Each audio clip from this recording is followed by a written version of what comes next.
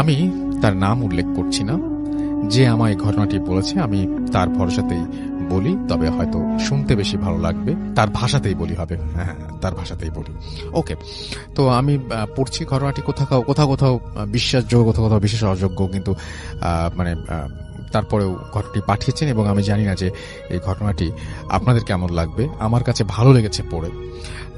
তো যেভাবে মানে লিখেছেন সেভাবেই পড়ছি। আমি তখন একটি গভর্নমেন্ট চাকরি করি। আমাকে তাই প্রতিটা দিনই ব্যস্ত রাস্তায় রিক্সা করে যাতায়াত করতে হয়। দিনের মতো সেদিনও রিক্সায় করে যাচ্ছিলাম। সেদিন আবার রাস্তায় এতটাই ভিড় ছিল যে আমি আটকা পড়ে গিয়েছিলাম। আমি লক্ষ্য করলাম আমার রিক্সা থেকে কিছু দূরে আরো যে রিক্সাগুলো রয়েছে সেই রিক্সাগুলোতে একটি পাগলি গিয়ে হাত বাড়িয়ে কি যেন বলছে এবং রিক্সার ভেতরকার লোকেরা তাকে তাড়িয়ে দিচ্ছে। এক এক করে পাগলিটা আমার দিকে এগিয়ে আসতে লাগলো। আমি কেমন যেন আমার ভয় ভয় করতে লাগলো। একটা সময় সে আমার কাছে চলে এলো। এরপর তার দিকে আমি তাকিয়ে যা দেখলাম তাতে আমার গা ছমছম করে উঠলো। একটা সময় মানে আমার গায়ে কাঁটা দিয়ে উঠলো। আমি দেখলাম যে পাগলিটা অনেক বয়স্ক, তার আঙুলগুলো দিয়ে নখ ফেটে রক্ত বেরিয়ে আসছে, তার নখগুলো অনেক বড়, এবং তার চেয়ে বেশি যে ব্যাপারটা আমার গা ছমছম করে উঠলো সেটা হচ্ছে তার চোখ দুটো সাদা। সে হাত বাড়িয়ে আমাকে বলল যে তার মানে সে আমার কাছে রক্ত চাচ্ছে, এরকম একটা ব্যাপার, এবং খুব ভয়ঙ্কর ভাবে সে কথা বলছিল। একসময় তার হাত এতটাই কাছে চলে এলো আমার দিকে যে আমাকে প্রায় স্পর্শ করে ফেললো। আমি চিৎকার দিয়ে উঠলাম এবং আমি কিছুক্ষণে সেখানে এবং আমার যেন মনে হলো যে যেখানে আমাকে স্পর্শ করেছিল সেই জায়গাটা যেন জ্বলে গেল এবং কিছুক্ষণে সেখানে দাগ হয়ে গেল, পুড়ে গেল, এরকম একটা মনে হচ্ছিল। আমি রিক্সা থেকে নেমে চিৎকার করতে করতে রাস্তার ওই পাশে চলে গেলাম এবং তখনই একটা মালবাহী ট্রাক এসে আমাকে ধাক্কা মারল। আমি যখন জ্ঞান ফিরে পাই তখন আমি হাসপাতালের বেডে, পাশেই মাকে দেখতে পাই। কিছুক্ষণ পর বাবাও আসে। তারা বলে আমাকে রাস্তা থেকে লোকজন তুলে এনে এখানে ভর্তি করিয়ে বাড়িতে ফোন দেয়। আমার নাকি অনেক রক্তক্ষরণ হয় এবং খুব খোঁজাখুঁজি করে আমার গ্রুপের রক্ত পাওয়া যায় এবং খুব দ্রুত ব্লাড ট্রান্সফার করা হয়। মা বলে যে কোনো এক বয়স্ক মহিলা এসেছিল রক্ত দিতে। ডাক্তার বলেছে 2 সপ্তাহ আগে বাড়ি ফিরে যেতে দেওয়া হবে না, তাই অপেক্ষা করতে লাগলাম।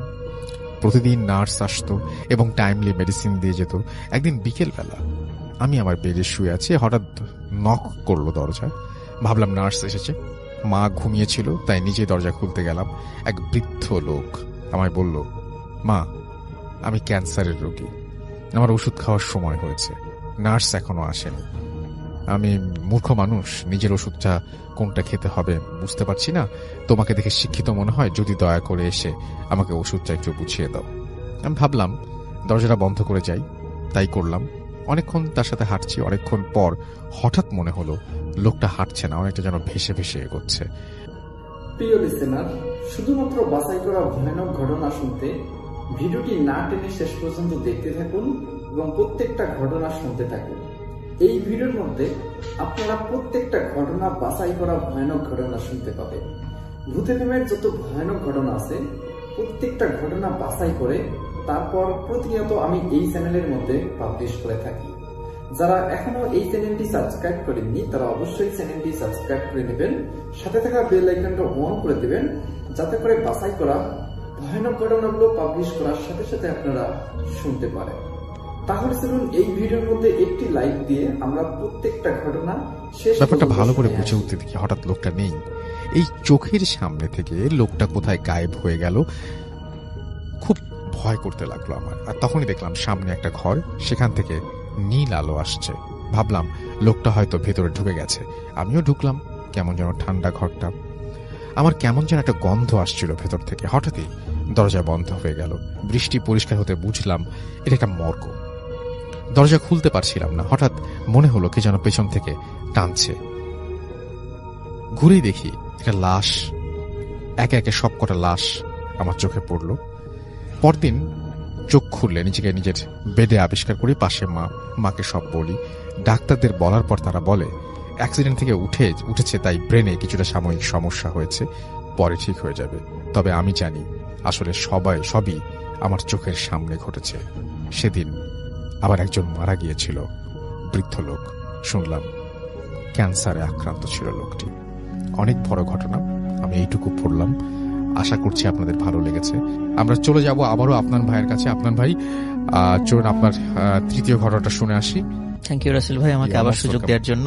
জি ভাইয়া, এখন যেটি শেয়ার করবো এটা আমাদের রাজবাড়ির ঘটনা। জি, ঘটনাটি আসলে অনেক আগে, কেউ প্রায় আমাদের মুক্তিযুদ্ধের আগের ঘটনা। তো যার সঙ্গে ঘটেছিল ওনার নাম ছিল হচ্ছে জলিল। উনি পেশায় হলো কসাই ছিলেন। আচ্ছা, মানে ওনার প্রফেশনটা ছিল কসাই। বয়স খুব বেশি ছিল না, তো বয়স 20 থেকে 25-এর মধ্যে ছিল বয়স। ওনার বাড়ি ছিল রাজবাড়ির সদর থানার অধীনেই উড়াকান্দা নামক একটা জায়গা আছে। এটা একদম নদীর পারে আর কি, রাজবাড়ি একদম পাশে। তো রাজবাড়িটা পদ্মা নদীর পাশে অবস্থিত, বেশ একদম নদীর কাছাকাছি ওনার বাড়ি ছিল। উনি সাধারণত সন্ধ্যার পরে সাইকেল ছিল, সাইকেল চালিয়ে বাসায় চলে যেতেন। মানে এটা ছিল তার দৈনন্দিন মানে একটা কাজ আর কি। তো একদিন উনি কোনো কারণে বেশ কিছু কাজ শেষ করতে করতে দেরি হয়ে যেত, কারণ ওনাদের কাজটা ছিল রসুল ভাই ওই পরের দিন যেই পশুগুলো জবাই করা হবে সেগুলো একটু ম্যানেজ করে তারপর যেতেন আর কি। আচ্ছা, এই জন্য আবার কখনো কখনো এটা ম্যানেজ করতে একটু দেরি হয়ে যেত। তো ওই দিন কোনো কারণে একটু দেরি হয়ে যায়, উনি সাইকেল চালায় বাসার দিকে যাচ্ছিলেন। তো বাসার দিকে যাওয়ার সময় তো আমাদের ওই ওরাকান্দার যে রাস্তাটা আছে, যারা রাজবাড়ী জেলায় থাকবেন আছেন তারা জানেন, সেখানে দাঁতশি নামক একটা জায়গা পড়ে। দাঁতশি পার হয়ে ওরাকান্দা, এর মধ্যবর্তী জায়গাটা বেশ ফাঁকা, দুপাশে একদম ফাঁকা থাকে, এখনো ফাঁকা, এখনো মানে বেশ শুনশান জায়গা ওইটা। তো উনি যখন যাচ্ছিলেন তখন চাঁদের আলো, তো হঠাৎ করে দেখলেন রাস্তার পাশে একটি বিড়াল এবং ওই বড় বিড়ালের সাথে ছোট ছোট বাচ্চা বিড়াল, মানে ওই এটা হলো মা বিড়াল, সাথে 4-5টা তার বাচ্চা আর কি। তো রাস্তার পাশে মানে খেলা করছে আর কি। জি, আসলে উনি যেহেতু মানে অনেক সময় দেখা যাচ্ছে যে আমরা ভাইয়া যখন রাস্তাতে যাই কোনো কারণ ছাড়াই দেখা যায় একটা কুকুর যাচ্ছে, কুকুরকে আমরা একটা ঢেল মারি, অথবা আমরা কোনো বিড়ালকে আঘাত করি। এটা কিন্তু আমাদের অনেকেরই এই বদ অভ্যাসটা আছে। উনি যখন সাইকেল চালিয়ে যাচ্ছিলেন তো ওরার মধ্যে হঠাৎ করে একটা মানে দুষ্টু চিন্তা মানে মাথায় চেপে বসে। উনি করলেন কি, সাইকেলটা হঠাৎ করে ওই যখন দেখলেন কাছাকাছি চলে আসছে, বিড়াল রাস্তা থেকে সরে না, তখন উনি ওই দুষ্টু চিন্তাটা মাথায় আসে, উনি করে কি সাইকেলটা বিড়ালের গায়ের উপর দিয়ে চালাই দেন। আচ্ছা, উনি মনে করছে এটা একটা ফান হিসাবে নিয়েছেন আর কি। মানে স্বাভাবিকভাবে আমরা পশুদেরকে আঘাত করি, উনি ওইভাবেই একটা ফান মজা হিসাবে এটা নিয়েছেন আর কি। তো উনি যখন এই কাজটি করেন, একবার পিছন দিকে তাকান, তখন দেখলেন যে ওই বড় বিড়ালটা খুব ছটফট করছে।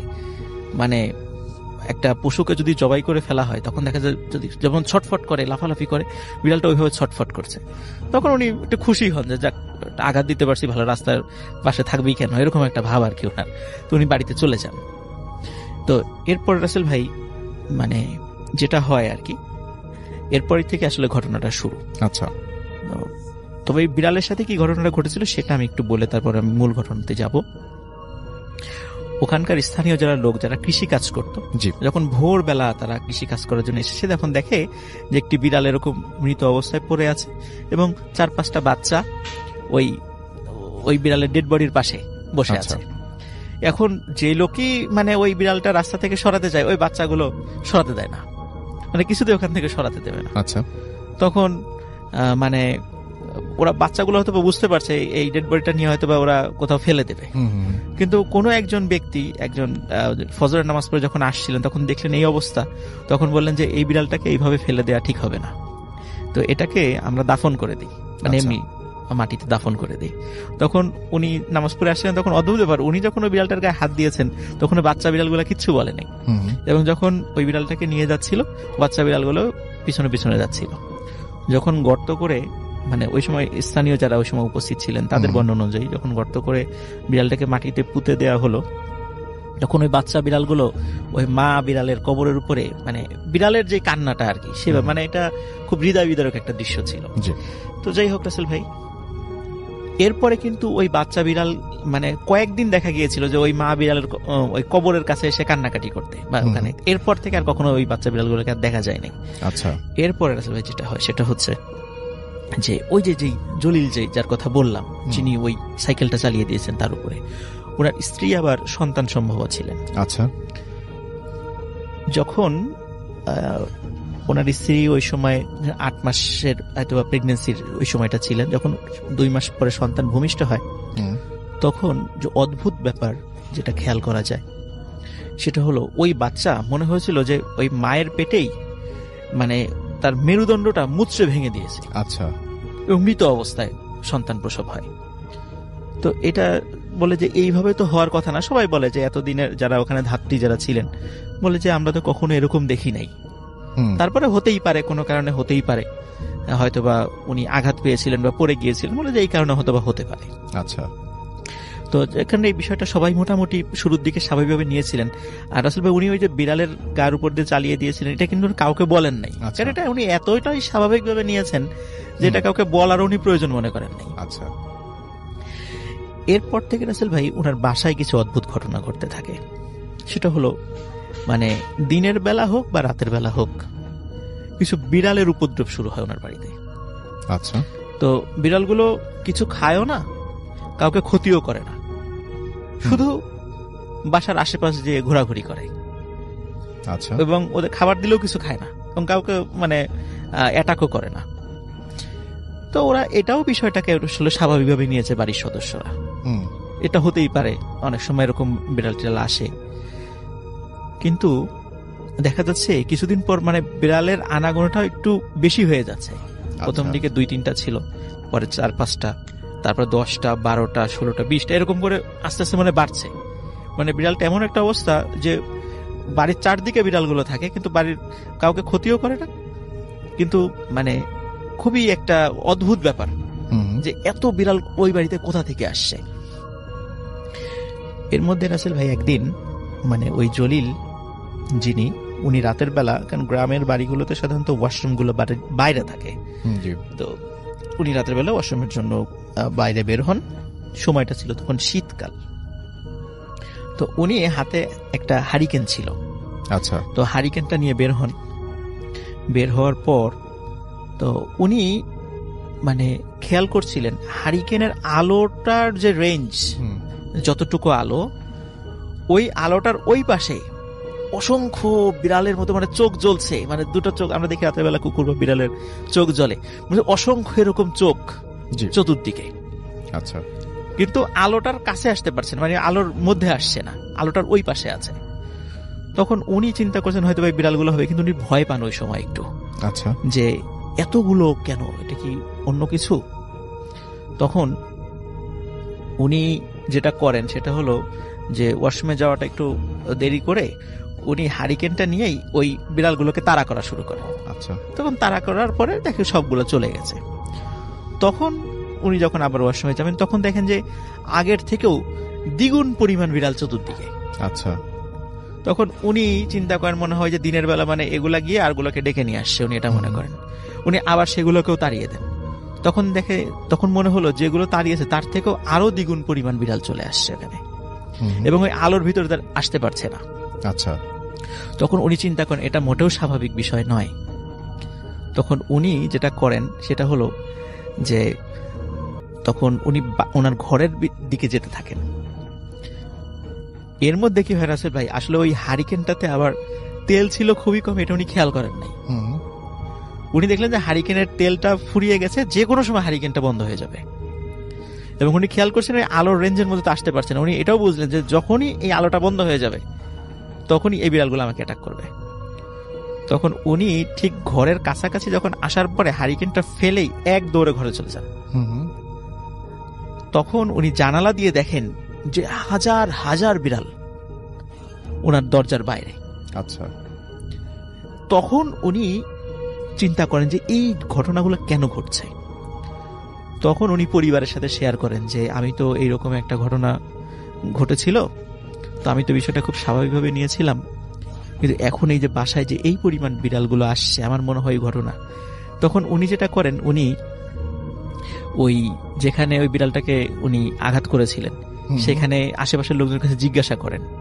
তখন বলে হ্যাঁ আসলে আমরাও তো এরকম একটা অদ্ভুত টাইপের বিড়ালকে কবর দিয়েছি, তো বিড়ালটা কবর দেওয়ার পর এরকম বাচ্চাগুলো আমরা দেখেছিলাম, তার এই ধরনের সব বিষয়গুলো উনি বর্ণনা করেন। তখন উনি বলছেন যে এটা আসলে কোনো স্বাভাবিক বিড়াল ছিল না।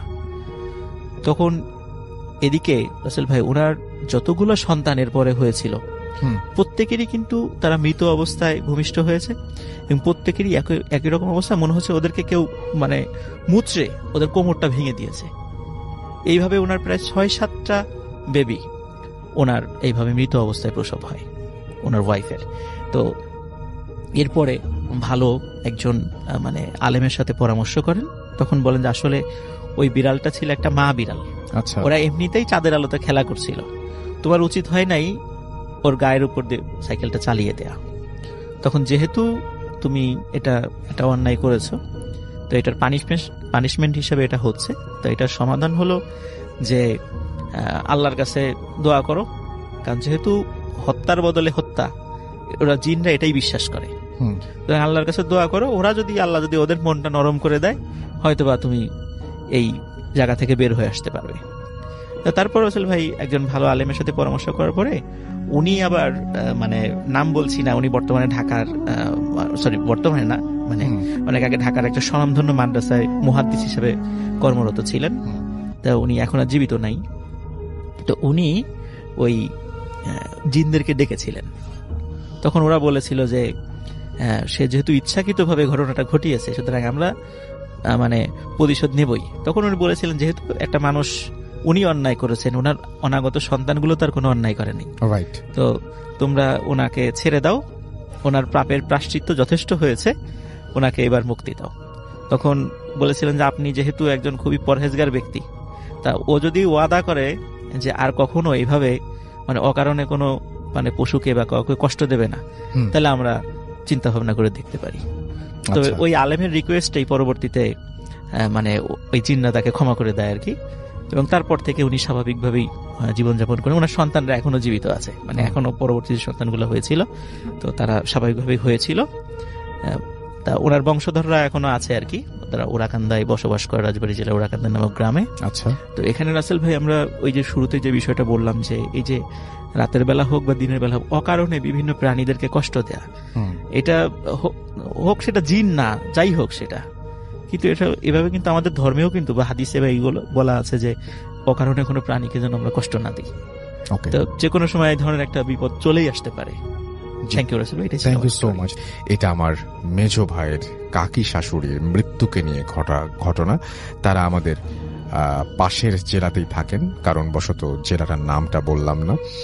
মূল ঘটনায় যাবার আগে কিছু কথা বলে রাখি। আমাদের হিন্দুদের মৃত ব্যক্তিকে যারা শ্মশানে নিয়ে যায় তাদেরকে কাঠোরে বলে, আর আমাদের মারা যাওয়ার 11 দিন থেকে শ্রাদ্ধের বিভিন্ন আনুষ্ঠানিকতা আরম্ভ হয়। 12তম দিনে মহাভোজের আয়োজন হয় এবং 13তম দিনে কীর্তন ও প্রার্থনা হয়, আর মহাভোজের দিন মৃত ব্যক্তির আত্মার উদ্দেশ্যে নিমন্ত্রণ করা হয়। ঘটনাটি ঘটে 10 নভেম্বর 2017 তারিখ শুক্রবার। মৃত ব্যক্তির ছিল নানান ব্যাধি, যেমন কিডনি নষ্ট হয়ে যায়, গ্যাসের সমস্যা, তার শরীরের ভেতরে অধিকাংশ জিনিসই নষ্ট হয়ে যায়, আরো অনেক সমস্যা যা ডাক্তারের হাতের বাইরে চলে যায়। আমরা সবাই জানতাম যে তার মৃত্যু অবধারিত। একটু বলে রাখি, তাকে বারান্দায় একটি খাটে থাকতে দেয়া হতো এবং সাথে বাড়ির অন্য সদস্যরাও থাকতো। হঠাৎ 10 তারিখ সকালে তিনি পরলোক গমন করেন। সমস্ত বাড়িতে এক অন্যরকম পরিবেশ, দূর দূর থেকে আত্মীয় স্বজনরা বাড়িতে এসে জমা হচ্ছেন। যথারীতি সব কাজ শেষে তাকে শ্মশানে নিয়ে সমাধিস্থ করা হয়। বাড়িতে আস্তে আস্তে লোকের সংখ্যাও কমে যায়, চারিদিকে থমথমে পরিবেশ। কেবল তার মেয়েরা মায়ের শোকে আর্তনাদ করছে। মৃত ব্যক্তি মারা যাবার আগে তার বোনকে আসতে বলেছিলেন দেখবে বলে, হয়তো কোনো কারণে সে আসতে পারেনি, কিন্তু মারা যাবার পর সে এসেছিল। সেদিন রাতে ওই খাটেই তার বোন এবং মেয়ে ঘুমায়। এত সময় সব ঠিকঠাক চলছিল। রাত বেড়ে ঘড়ির কাঁটা যখন আনুমানিক 2টার দিকে, তখন হঠাৎ ঘরের চালে খুব জোরে সোরে একটা আওয়াজ হলো, যেন কেউ চালে ইট মারছে। এতে মোটামুটি সবাই জেগে গেছে, কিন্তু সবাই যে যার মতো চুপ করে শুয়ে থাকে। ওই আওয়াজটাকে কেন্দ্র করে সবাই কেমন যেন ভীত হয়ে যায়। ঠিক তখন থেকেই আরম্ভ হয় অস্বাভাবিক ঘটনা। প্রথমে বারান্দায় শোয়া সেই বোনের গায়ের থেকে আপনা আপনি কম্বল বারবার পড়ে যাচ্ছে। কেমন যেন অন্যরকম অনুভূতি হচ্ছে তার। বোনটি এবার হঠাৎ করে খেয়াল করে দেখে যে অন্ধকারে কেমন যেন মানুষের আকৃতি তার কম্বল ধরে টানছে। ভয় তার গলা থেকে কোনো আওয়াজ বের হচ্ছে না। অনেক চেষ্টা করেও সে কিছুই করতে পারছে না। এক পর্যায়ে ওই আকৃতিটা কম্বল দিয়ে তার গলা চেপে ধরেছে। ঠিক তখনই সে যা দেখে, তার জন্য সে প্রস্তুত ছিল না। সে দেখে যে তারই মারা যাওয়া বোন পুরো সুস্থ অবস্থায় তাকে গলা টিপে ধরেছে এবং প্রচন্ড অন্ধকারে তার ওপর চাপ দিচ্ছে, আর কিছু সময় এভাবে থাকলে হয়তো তাকে আর জীবিত ফেরত পেতাম না। এমন সময় থাকা অন্য মহিলাটির গায়ে তার হাতের স্পর্শ করলে সে কিছুটা স্বাভাবিক হয়। তার সাথে এ পর্যন্ত তার পাশে মৃত ব্যক্তির এক মেয়ে তখনও ঘুমাচ্ছিল। এবার তার কাছে ওই আকৃতিটা যেয়ে বসে এবং তার মাথায় হাত বুলায়, যে মৃত ব্যক্তির বোন অসাড় হয়ে দেখে, কিন্তু সে কিছুই বলতে পারে না বা করতে পারে না। এটাও বলে রাখা ভালো যে ওই মহিলা তার ছেলে মেয়েদের খুব ভালোবাসত। তিনি নিজের ঔষধের টাকা দিয়ে ছেলে মেয়ের বউয়ের জন্য গয়না বানিয়েছিলেন। তারপর থেকে বাড়িতে সবসময় থমথমে পরিবেশ থাকত। ঘটনা এখানেই শেষ হয়নি, এবার আরো রোমাঞ্চকর কিছু ঘটনা ঘটে। এবার শ্রাদ্ধের দিন বাড়ি ভর্তি সব লোকজন নিয়ম অনুসারে সব কাঠুরেদেরকে নিমন্ত্রণ করে মহাভোজে অংশগ্রহণ করার জন্য, আর সেই সাথে ওই মৃত ব্যক্তি ও অন্য প্রয়াত ব্যক্তিদের নিমন্ত্রণ করা হয়েছে। তাদেরকে সময় দেওয়া হয়েছে রাত 9টার সময়। রাত 8:30 মধ্যে সব কাঠুরে চলে যায়। খাবার পরিবেশন করা শেষ। মৃত ব্যক্তির এক জামাই উপহাস করে বলে, আরে মরা মানুষ কি কখনো খেতে আসে নাকি? আচ্ছা, আমি আজ দেখব কিভাবে ও এসে ভাত খায়। বেশ কিছু সময় পর সবকিছু ভালোই চলছিল। আস্তে আস্তে ঘড়ির কাঁটা 9টার কাছে পৌঁছায়। এবার বাড়ির পরিস্থিতি পাল্টে যেতে আরম্ভ করলো। ওই জামাই খেতে বসেছে, এমন সময় হঠাৎ তার পেছনে খুব জোরে একটা আওয়াজ হয়, কিন্তু অবাক করা বিষয়, আওয়াজটা যে কিসের তা কেউ আবিষ্কার করতে পারল না। এবার বাড়ির এক পাশ থেকে কেমন যেন গোঙানোর শব্দ আসছে। ক্রমশ আওয়াজটা বেড়েই চলছে। আস্তে আস্তে আওয়াজটা অনেকে একসাথে ঝগড়া করলে যেমনটা হয় তেমন মনে হচ্ছে, এবং একসাথে অনেকগুলো কুকুর যেন আওয়াজ করছে। সেখানে মাত্র একটি কুকুর ছিল এবং সেটা সবার সামনেই বসা ছিল। ওই কুকুরটাও ভয়ে ওই দিকে যাচ্ছে না। এবার রাত 9টা বাজে। সবাই খাবার দাবার খাওয়ার জন্য প্রার্থনা করে খেতে আরম্ভ করে। ঠিক তখনই সব আওয়াজ থেমে গেল। এবার যা আরম্ভ হলো, ওই পাশ থেকে সেখানে নিমন্ত্রণ করা হয়েছে সেখান থেকে কিছু অস্বাভাবিক শব্দ শোনা যাচ্ছে। অনেকটা মাংসের হাড় চিবানোর শব্দ, কটর মটর। সবাই এই শব্দ শুনতে পারছিল। তখন মৃত ব্যক্তির স্বামী ভাবে যে আসলে এটা কিসের আওয়াজ, সত্যিই কি সে এসে খাবে? তো তিনি ওই পাশে আস্তে আস্তে করে দূর থেকে তাকায়। তাকানোর পর সে যে দেখে, আমাদের সবাইকে হতবাক করে দেয়। সে তার মৃত স্ত্রীকে দেখতে পায় এবং সে সেখানে খেতে বসেছে। সেখানে মৃত ব্যক্তিকে নিমন্ত্রণ করা হয়েছিল সেখানে, এবং এটা তিনি শুধু দেখেননি, বাড়ির অন্য লোকেরাও দেখে, এবং বাড়িতে যত লোক ছিল তারা সবাই প্রচন্ডভাবে ভয় পেয়ে যায়। এভাবে বিভিন্ন ভীতিকর পরিবেশের মধ্য দিয়ে কাটে সারা রাত। তারপর থেকে আর তেমন কিছু ঘটেনি। এখন পর্যন্ত সবই ঠিকঠাক আছে। মৃত ব্যক্তির আসার প্রমাণ পাওয়ার জন্য ওই জায়গায় পাতলা করে মাটির প্রলেপ দেওয়া হয়, যাতে কেউ আসলে তার পায়ের ছাপ পড়ে যাবে। পরের দিন সেখানে পায়ের ছাপ পাওয়া যায়, মানুষের মতো পরিপাটি হয়ে খাওয়া ও অনেক নমুনাও পাওয়া যায়। এবং আমি নিজে না থাকলে হয়তো কখনো বিশ্বাস করতাম না এটা তাদের বাড়ির মধ্যে ঘটে যাওয়া ঘটনা। এবং অনেকে বিশ্বাস করতে পারেন এবং বিশ্বাস নাও করতে পারেন, কিন্তু আমি নিজে এই ঘটনার প্রমাণ। ভালো থাকবেন। কিছুদিন আগেও আবার একটা ঘটনা ঘটছে, সময় করে লিখে পাঠাবো। তো এই ঘটনাটি তিনি লিখেছেন, এবং থ্যাংক ইউ ভেরি মাচ আপনার ঘটনার জন্য। আপনাকে অনেক ধন্যবাদ। ঘটনাটির স্থান ফরিদপুর জেলার বোয়ালমারী উপজেলার খরসতি গ্রামে। ওই গ্রামের খুবই দরিদ্র কৃষক পরিবারের মেয়ে সখিনা। বয়স 9 থেকে 10 বছর হবে। পরিবারের মা, বাবা ও একমাত্র ছোট ভাই আব্দুর রহিমকে নিয়েই এই দারিদ্র্যের মধ্যেও ভালোই চলে যাচ্ছিল তাদের। সখিনের শখ ছিল হাঁস, মুরগি ও ছাগল পালা। হাঁস, মুরগি ও ছাগলের ঘর ছিল আলাদা আলাদা করে। প্রতিদিন সন্ধ্যায় সেগুলো গুনে গুনে ওগুলোর মধ্যে রেখে দিত। যে মুরগিগুলো সখিনার ছিল, এর মধ্যে একটা মুরগি ছিল একটু ভিন্ন রকমের, কারণ সেটি তার নিজের খোপে থাকতে পছন্দ না করে রাতের বেলা সে গাছের ডালে বসে থাকতে পছন্দ করত। এরকম অনেক মুরগি দেখা যায় যারা নিজের ঘরে না থেকে গাছের ডালে থাকে। তাই মাঝে মধ্যেই একটি লম্বা লাঠি দিয়ে সেটিকে মৃদু আঘাত করে নামিয়ে আনত সখিনা। যেহেতু মাঝে মধ্যেই এটা হতো, তাই এই কাজ করার জন্য মাঝে মাঝে সন্ধ্যার পর তার ছোট ভাই আব্দুর রহিমকে নিয়ে সেই লম্বা লাঠি ও একটি হারিকেন নিয়ে বের হতো। আশেপাশের মাঝারি সাইজের নির্দিষ্ট কয়েকটি গাছের ডালেই পাওয়া যেত সেই মুরগিটাকে। একদিন সন্ধ্যায় সখিনা দেখে তার সেই মুরগিটি এখনো ফেরেনি। তাই বিরক্ত হয়ে সেই কাজ করতে বের হয়ে যায় আব্দুর রহিমকে নিয়ে। কিন্তু সমস্যা দেখা দিল, এবার আর সেই নির্দিষ্ট গাছগুলোর ডালে মুরগিটাকে পাওয়া যাচ্ছে না। তাই খুঁজতে খুঁজতে বাসা থেকে একটু দূরে একটা গাছের ডালে মুরগিটিকে পাওয়া গেল। যথারীতি ওটাকে নামানোর জন্য লম্বা লাঠি দিয়ে খোঁচা দেবার চেষ্টা করছিল, কিন্তু আজকে আর মুরগিটিকে কোনোভাবেই নামানো যাচ্ছিল না। মুরগিটি মাঝে মাঝেই এই ডাল থেকে ওই ডাল চলে যাচ্ছিল, কিন্তু নিচে নামছে না। সখিনা এবং আব্দুর রহিম দুজনই খুব বিরক্ত। সখিনা মাঝে মাঝে বলছিল যে তোকে আর বেশি দিন বাঁচিয়ে রাখা যাবে না, তোকে বিক্রি করে দিব, না হলে জবাই করে খেয়ে ফেলবো, তুই খুব ঝামেলা করিস, এভাবে তোকে আর রাখবো না। তো এরকম সখিনা বলছিল, জোরে জোরেই বলছিল। সখিনা ও আব্দুর রহিম হঠাৎ স্পষ্ট একটি বিষয় দেখতে পায়। সখিনা ও আব্দুর রহিম দেখে যে মানুষের মতো কিছু একটা গাছের মাথা থেকে টিকটিকির মতো মাথা নিচু আর পা উঁচু গাছ বেয়ে বেয়ে নিচের দিকে নেমে আসছে, এবং খুব দ্রুত সেটা নেমে মুরগিটিকে খপ করে ধরে আবার একইভাবে গাছের মাথার উপরে উঠে মিলিয়ে গেল।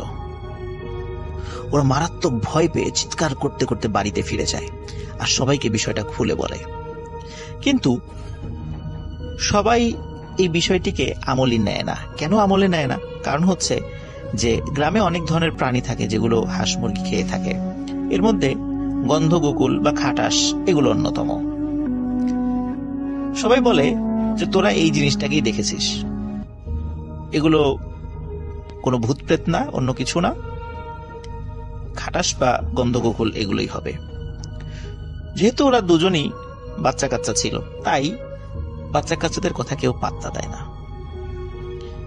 এর ঠিক কয়েকদিন পর ঘটে আরেকটি ঘটনা। সন্ধ্যায় সখিনার একটা ছাগলকে পাওয়া যাচ্ছিল না। সাধারণত ছাগল বাড়িতেই ফিরে আসতো, কারণ ছাগল বাধা থাকতো, কখনো বাধা না থাকলেও সেটা বাড়িতে ফিরে আসতো। যেহেতু ছাগলকে পাওয়া যাচ্ছিল না, তাই ছাগলকে খুঁজতে আবার ছোট ভাই আব্দুর রহিমকে নিয়ে হাতে হারিকেন নিয়ে বের হয়, কিন্তু কোথাও পাওয়া যাচ্ছিল না ছাগলকে। ছাগলের একটা নাম রেখেছিল সখিনা, যদিও বা সেই নামটি কি এটি আমি জানতে পারিনি, বা আমি যাদের কাছ থেকে শুনেছি, আমাদের যারা পরিচিত মুরব্বী, ওনারাও বলতে পারেননি। সখিনা যখন ছাগলটির নাম ধরে ডাকছিল, অনেক দূর থেকে ছাগলের শব্দ ভেসে আসছিল, কারণ সখিনা তার ওই ছাগলের ডাকটি শনাক্ত করতে পারত। সখিনার কানে যতটুকু আওয়াজ আসে তাতে বুঝতে পারে বাড়ি থেকে অনেক দূরের একটি উঁচু ভিটা থেকে ছাগলের মৃদু ডাকের শব্দ ভেসে আসছে, এবং এটাই তার কাছে মনে হচ্ছিল। আব্দুর রহিমও বলে, হ্যাঁ ঠিক ঠিক ওই উঁচু ভিটার ওই দিক থেকেই ছাগলের শব্দটি আসছে।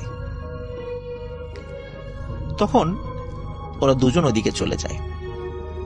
এখানে বলে রাখা ভালো যে ওদের বাড়ি থেকে একটু দূরে যে উঁচু ভিটাটি রয়েছিল, এটি আসলে ছিল একটি শ্মশান। বর্ষাকালে যখন সব দিক পানিতে তলিয়ে যায়, তখনই আশেপাশের কয়েকটি গ্রামের হিন্দু ধর্মাবলম্বীরা লাশ পোড়ানোর জন্য এটা ব্যবহার করে। আর যখন শুকনো সময় থাকে তখন এটা ব্যবহার করে না, নদীর পাড়ে লাশ পোড়ানোর জন্য নিয়ে যায়। তখন ছিল শীতের সময়, তাই চারদিকে শুকনো ছিল। আর ওদের বাবা সেদিন বাড়িতে আসতে কিছুটা দেরি করছিল বলে দুই ভাই বোন নিজেরাই সাহস করে চলে যায় সেই ভিটায়। সেই ভিটায় কিছু বড় গাছ ছিল এবং বেশ কিছু ঝোড় চাপ এগুলোও ছিল। গাছগুলো পার হয়ে ওরা যখন মূল ভিটায় গেল, তখন আর কোনো ছাগলের শব্দ পাওয়া যাচ্ছিল না, শুধু ছিল চারদিক থেকে ঝিঝি পোকার ডাক। সখিনা তখন ছাগলটির নাম ধরে আবারও ডাকে। সাধারণত সখিনা আগে দেখতো যে ছাগলটির নাম ধরে যদি সখিনা ডাকে, ছাগলটি উত্তর নেয়, এবং ছাগল যেভাবে শব্দ করে সেভাবে শব্দ করে সে উত্তর নেয়।